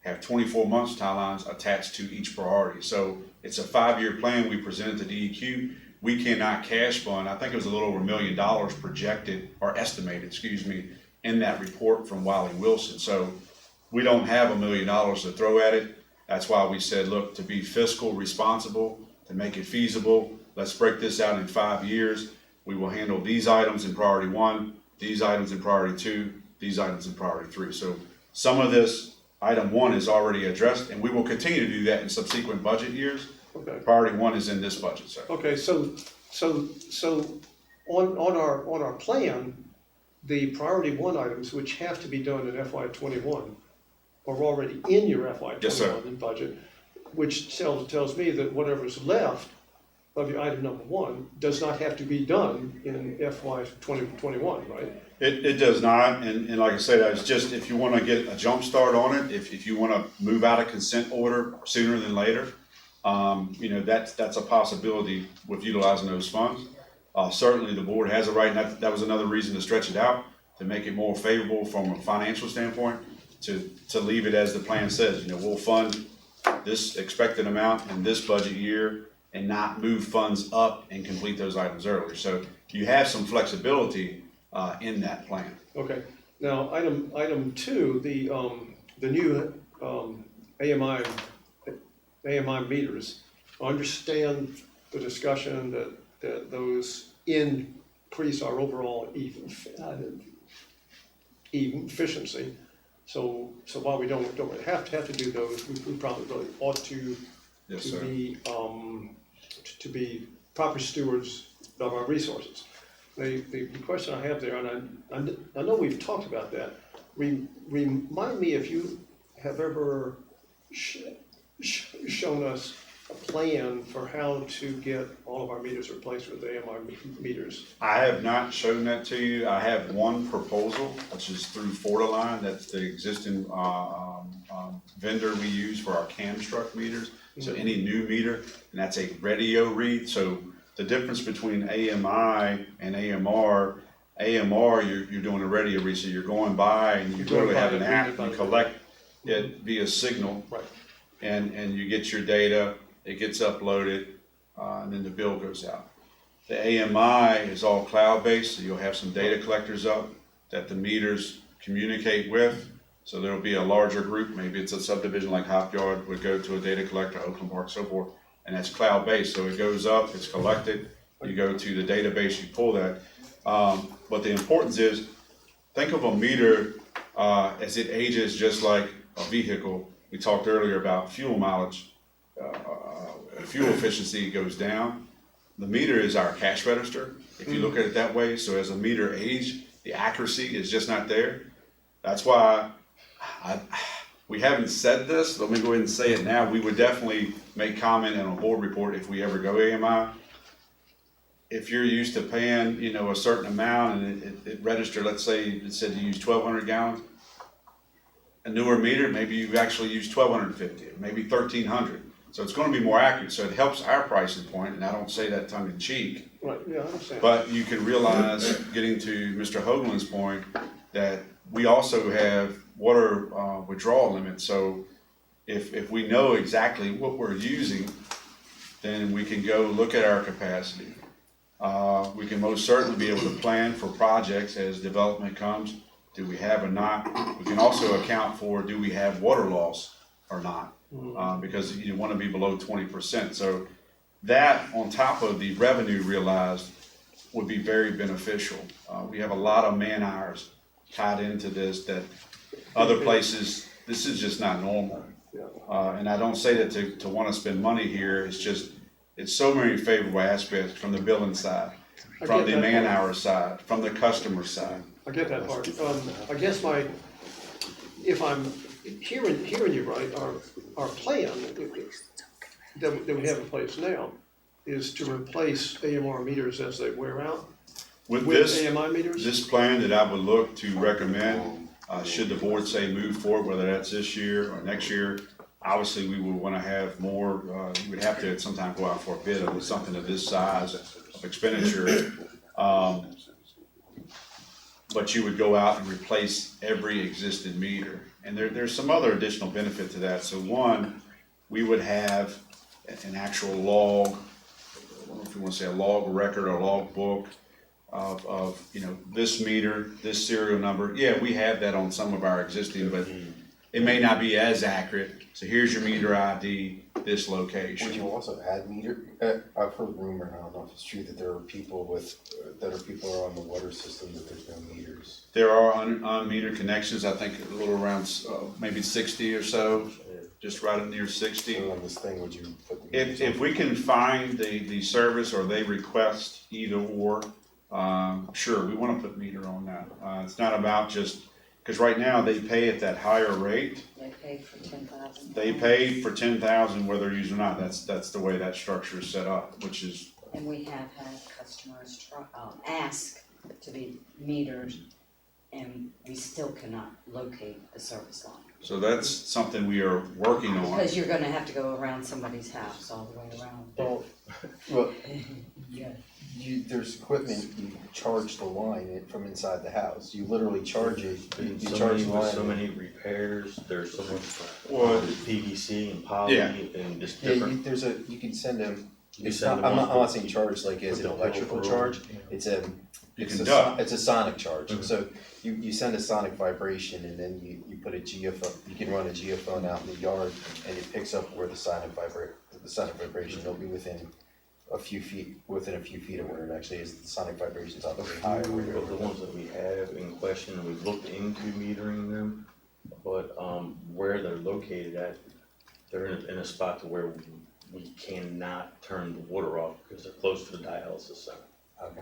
So that's one of our burdens that alone right there, and that's several of the unmetered accounts are right there close to that. So the AMI system or the meter system, again, will be a huge benefit, I believe, for the customer and the staff. I think one of the issues you're gonna run into, well, you know, how many AMR meters have you replaced this year with AMR meters? Just So curious any about new meters, so when you heard Patty say 57 or so, well, you asked, excuse me, did you ask new or AMI, replacement? Replacements. none, yeah. So there's been Okay. only a few replacements with the AMR, so if Okay, if but a meter. all of the new ones are AMI. He's working on AMR, we have not switched to AMI, AMR is Well, the we haven't radio switched at read. all. Not yet. Yes, now, this proposed budget before you, I forget which line item it is, if you went into the water department, that increase went up from a meter costing $165 a piece to the AMI meter being $240 a piece. And we mentioned that the last time. Yes, ma'am, there's My hundred and question fifty to move quantity. this, to move this on. Yes, ma'am. Is when do you think you'd be, ready to present a plan to us about the cost and the phased approach to that? So we can move on. Far as for the meter, meter system, it. yeah, I could give you, I mean, the number would only go down from what I have now. So I can use the cost that we have now, understanding that you would have to go out to bid, which would drive those numbers down. I have two costs right now. I have one to retrofit all of our meters to an AMR, which are radio reads, or the retrofit all, when I say retrofit, they're taken out and being put in. replaced to AMI. Replace. And this is not us doing it, this is a turnkey. The company comes in with 6 months or less, all of your And I meters are totally changed out. understand that, but, you know, that would help too, and I would also move tonight the conversation on to just, if you Right, can provide that for us, that would be awesome. I think it'd so, be hugely helpful, yeah. so, you know, I'd say, and I have on here item 5 on your agenda, you know, future budget work session. I mean, I could try to, you know, go back through a week, but to have some cushion, 2 weeks would give appropriate time to go through. And get us that and. Well, everything, so it would be Right. making sure, because this is very important, these connections, that's validated. We would go through some budget versus actuals, and also have the Is 2 weeks AMR, enough time? Yes, ma'am. Okay. So everybody take out their phones, or their calendars, whichever you use, piece of paper.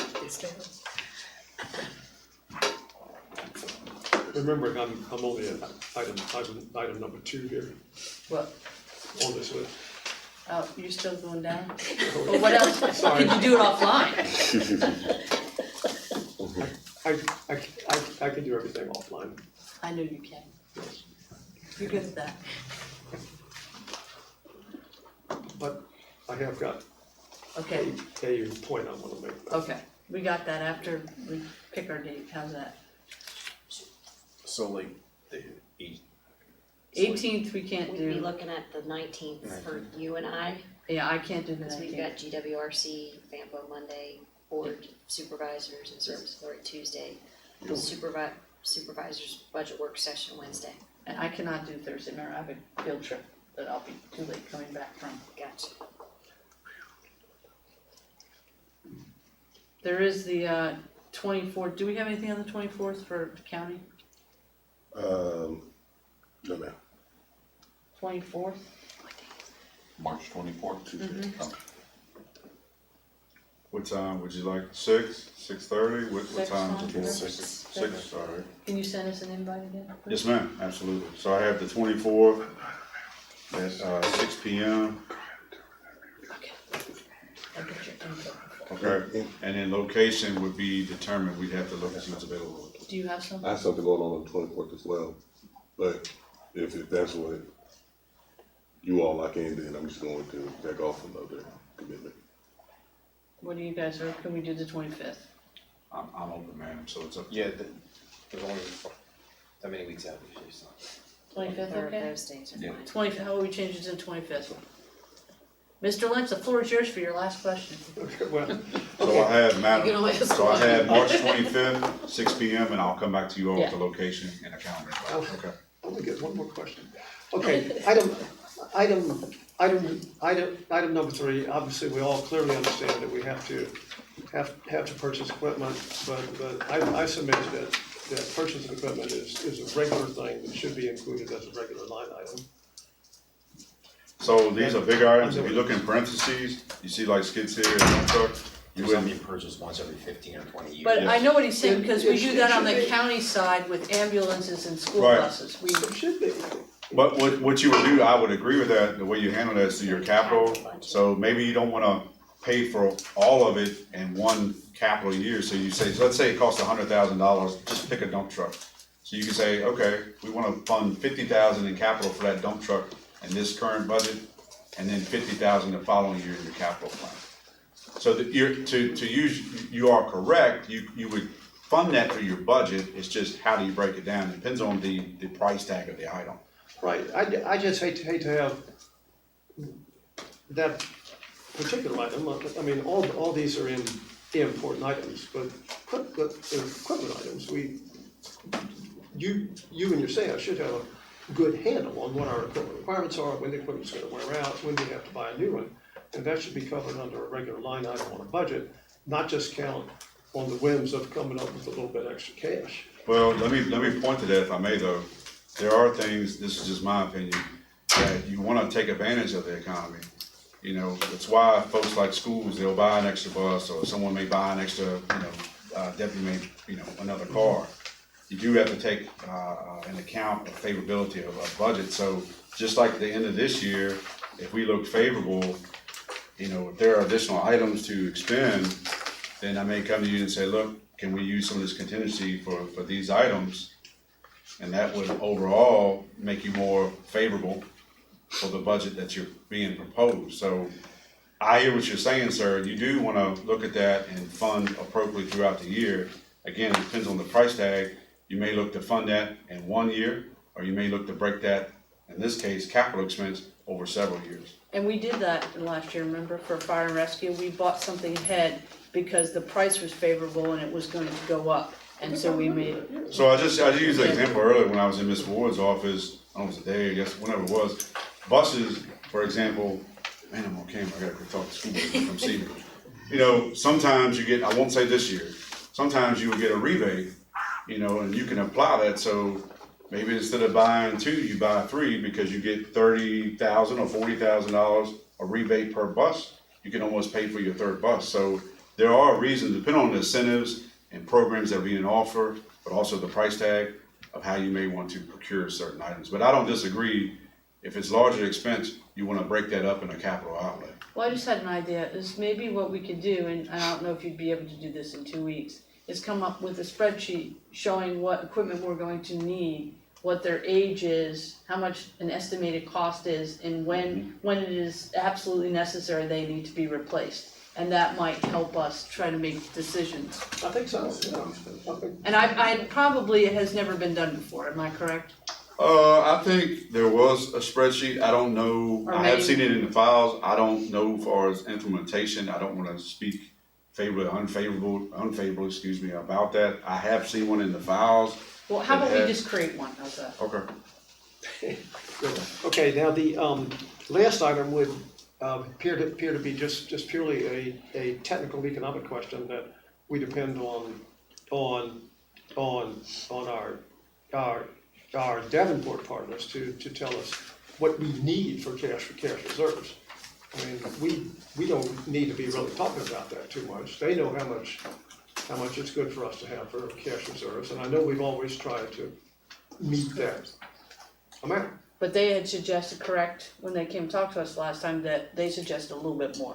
I think they currently So have. we're meeting regulatory requirements. How much more? But they But they suggested we have a little bit more. suggested we have a better They cushion. did, I just- remember talking about the 1.15 and the 1.2, you know, so forth, yeah. So how much of that 155,000 should go to get us up to where the recommended reserves are? So right now, the recommended reserves is 2.5. So the question, that's 100 days of operation, so the question becomes, you know, what does the board of directors want as that threshold? Certainly, reason why we pay Davenport, you know, as a consultant, is to come back with a recommendation. They did share loosely in conversation what they think, we can certainly get that in writing.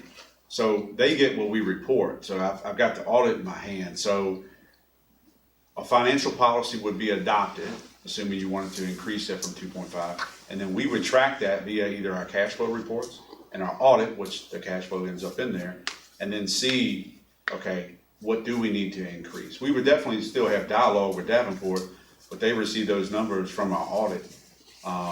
They just tell us what or they give the recommendation of what that threshold should be. The board adopts that if they choose to, and then we monitor our cash flows, that's going throughout the year. And we also look at our audit report to see how we ended up, to whether we need to adjust up or down on that fund. Okay, good. Now, my last point that I was working around to, through your, I will call it careful budgeting and careful stewardship, we have wound up with the proposed budget size and surplus next year. And I think whenever, yes, no?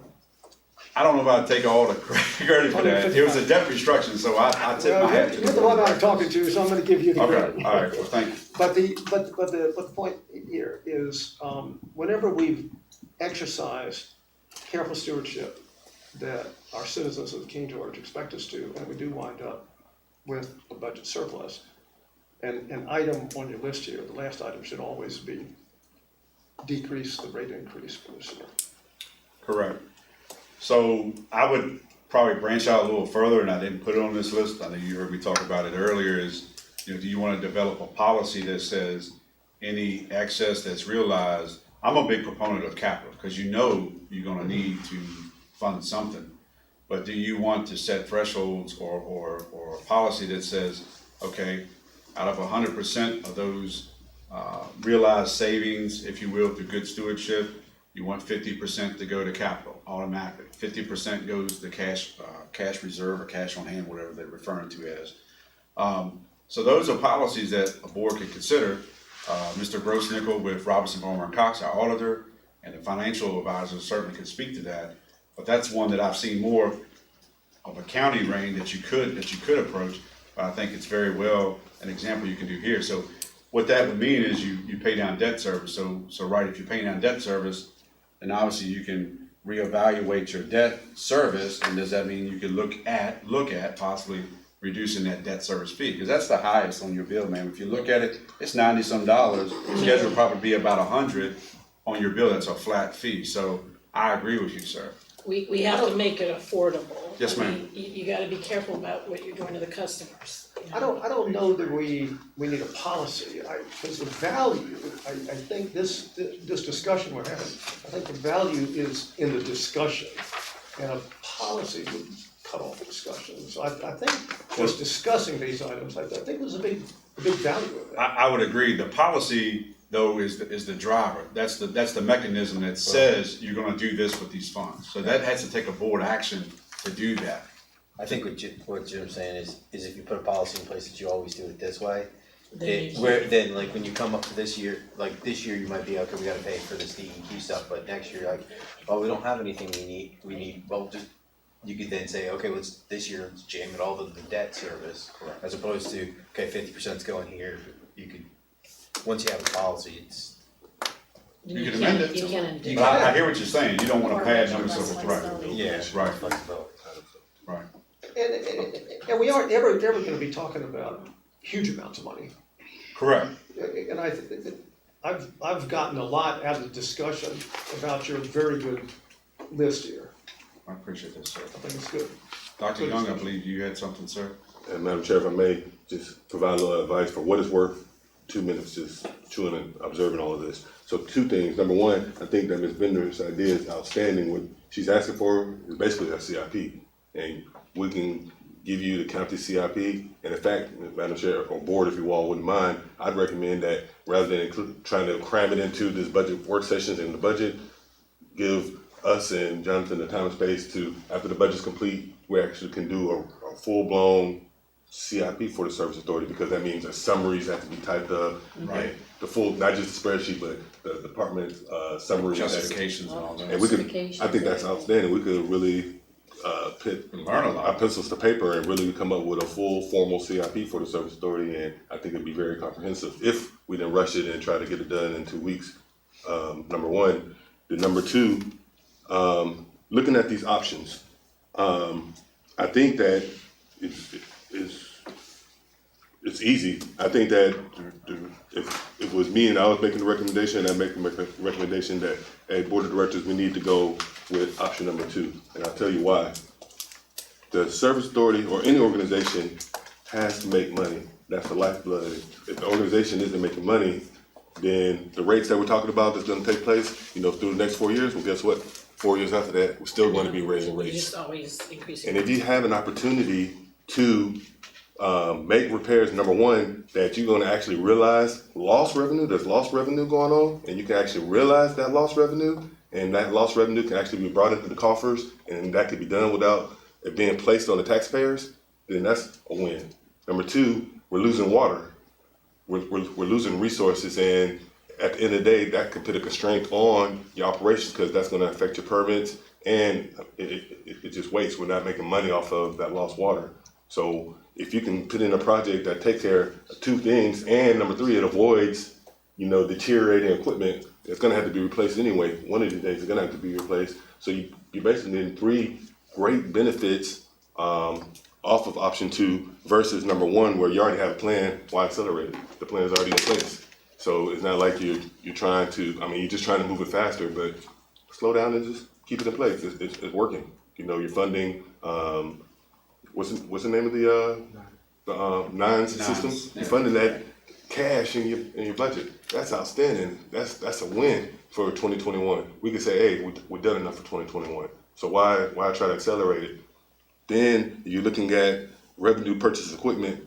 Well, that's fine, but that's just another liability. That's not an asset, where the AMI would be an asset. And I would suggest, hey, continue to build on your assets, continue to build on your revenue streams. So we're not year 5 or year 6 looking at, well, we got to return to another rate plan and raise the rates. We don't know what kind of return on investment that we're going to get on option number 2. Number 4, if the cash on hand is really that significant of a problem, then Roosevelt told us. He suggested it, he's advised it, and you're like, thanks, David, well, let us know when it's a problem, and when you're saying no, you have to. Until then, I would say, well, it's not worth investing in when there's so many other options that money could be utilized to fund. It's just my 2 cents, but I'm always gonna say, hey, get the lifeblood, and then everything else will fall in place.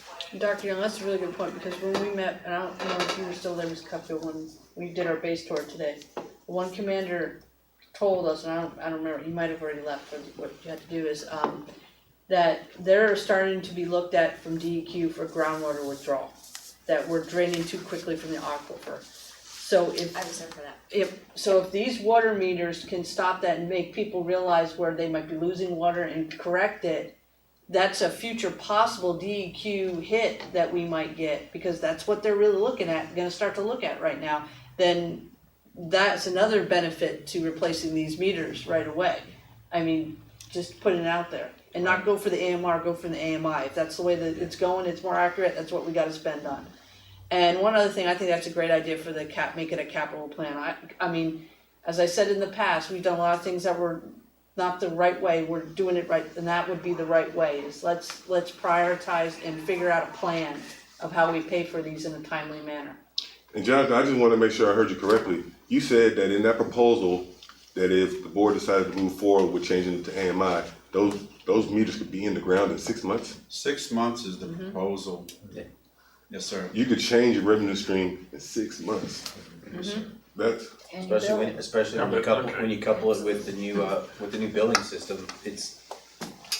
I'm for it, but what's it gonna cost? But that's where you're gonna come back with numbers, right? Yeah, I'll come back with those numbers. Because we gotta pay for it, Right, coming in back this with- budget, Yeah. okay? So why don't you come back with those numbers, and what does everybody feel I'm about for it, but we gotta giving pay them a for it. little bit of time after the budget is finalized to come up with a capital improvement plan? yeah, it will assist with that, Okay. that won't be a problem. Let's be clear on the water we're losing though too. We know what's leaving the well house or the pump house or whatever we wanna call that, right? Right. And then we know what we're charging our customers. So if we can figure that out, and what we're giving all our customers is less than what's leaving the well house, then we're losing water. But these meters are not gonna fix that problem, they're just gonna tell us we have one. And then we're gonna have to figure out where it's leaking and then fix it. So I'm in favor of this, but it's not gonna solve the problem of water we're losing in the system, it's just gonna quantify it. A lot of the smaller leaks that add up, of course, are generally at the setter. And they're going to be replacing the setter and the meter as well. They Okay, have, well, it'll solve those problems then, right? It'll help, I'm not gonna say it's gonna solve it, It's but one it piece of will the puzzle. definitely help. And then the age of the meter, as a meter, the older meters, they slow down readings, so that's water loss. Yeah. So with the new meter, you will You realize. don't actually have water loss, which I'm 100% Yeah, for yeah. the new meters. Yes, but AMI, that, let's you be know, clear part of here. that water But it's loss gonna is cost right a bunch of going money. to the This is- customer. We're not gonna get stuff sent to the cloud for well, free. it's, It's a big change from the archaic way we've always done it. so I'll just throw that right now, and I'll bring back the proposal. We have the AMR proposal, this is a little over 1.1 million, that's the radio read. The AMI is just under 1.8. We did look at the option, I don't suggest, we pick it up, there's, sustainability partners is what they call them, they're investors. And basically what they'll tell you is that you're doing this without any debt service. That's what it sounds like, a lease. Well, no, it's not a lease, it's an investment, but it would be a monthly installment. So to do the AMR, if you went with an investor, you're about 14 and a half, almost $15,000 a month. And over 20 years, I think, Mr. Worland, I looked at this, I think you almost buy this thing 3 times. The AMI, if you did the monthly investment option, you're about $25,000 a month. Well, I'd rather put that in a 20-year note and fund it from my, like you said, my lifeline, to fund it from new revenues, and the thing will pay for itself. But to speak to concern of, amplifying where leaks could be, there are services out there, it costs. We have a leak detector, but it's not as, I would say, scientific, doing such as what you were talking about, which is like radar technology. That go through and they do a leak survey, so they'll go out through all your system, and they have some pretty scientific equipment, and they'll come back and give you, you're looking for your big areas. I mean, trickles are important, but you're looking for your big areas, and then that's where you plan through capital too. So again, what we're gonna have to look at is how, you heard those numbers I just gave you, and that's in the proposal we got from Fortiline. And again, you're gonna have to go out for IFB, so probably do those guys a favor, but it is a public document. But we're gonna have to look at how do we fund that. Now, we know we have a $15 million line of credit, but what I'm saying is that I believe whether Nines comes off the book next year, you have, at least with the numbers giving you tonight, $155K 155K will shoulder, but it's gonna have to be via through a loan of some sorts. So I know when you hear that, You think that amount per year will pay the full debt service on $1.8 million? yeah, yes, sir, Mr. Worley and I hate to keep throwing his name out, he's not here, we assumed like a 2.4 interest rate over 20 years, and I think it came out to about 110, 120. But the rates, have become favorable, unfortunately, due to the situation that's going on throughout the world. That has dropped, I forget how many, was it a half a basis point or something like that? It's been very favorable, so that number we looked at with an assumption, is more favorable now. So my plan is to get with Cindy Hines with USDA and say, what does a 20-year, loan look like for $1.8 million? And one of the other things I had to bring back from you, I was talking to some people from the USDA, and they said because we're in compliance, and this is something you need to check on, is because we're in compliance that we can try to possibly apply for more grants and loans, because we are under compliance order. So I appreciate that. Our issue is gonna be, so for DEQ, they'll allow more like targeting, for example. So if you have a impoverished area where you may be able to strip out some of those artificially inflated numbers that due to the great jobs that the base provides, but that has affected It your kills our HMI, median income. your household median income. USDA does not allow you to slice. They look at that, and when we looked at every district in King George County, it was between 70 to 80,000 on the HMI, every district. And that's data that they had from the latest census is what they used. Mid-40s, I think it was, yeah. So you have to be below 53,000, I think, HMI to household median income to be able to qualify for And that. we get killed by I assume that. that's what it was, yeah. Median, We have a very unique situation, but as opposed they to look, average. yeah, they look at the. Because we strict had numbers. her out, we had Ms. Hines out from USDA recently to look at Developments here. some of like the People pump make a lot of station money. work, could we qualify, and that's how we got all that statistic, that information. So Madam Chair, that's all I had tonight. I believe you took care of item number 5, was future budget work sessions, which is, we've set one session for March 25th at 6 p.m., location to be determined. I appreciate the value Dr. Young's input. We'll definitely go back and clean up. So understanding that the capital part won't be coming back on the 25th, we're gonna clean up this, the revenue. And capital will be after the budget is done, you guys will work Yes, ma'am. to come up with something. Yes, ma'am. And that's gonna have everything we can possibly need, not just the few items that you listed, right? You're gonna Yes, be sir. as exhaustive about that as you can, because Yes, it's sir. long-term, obviously. Right, yeah. Yes, sir. Yeah, take as much time as you need, let's get that right. Yes, sir. Right, do we have a motion? I move to adjourn to March 17, 2020 at 5:13. Second. Any discussion? All those in favor? Aye. Chair votes aye. Meeting is adjourned. Old habit. Good going.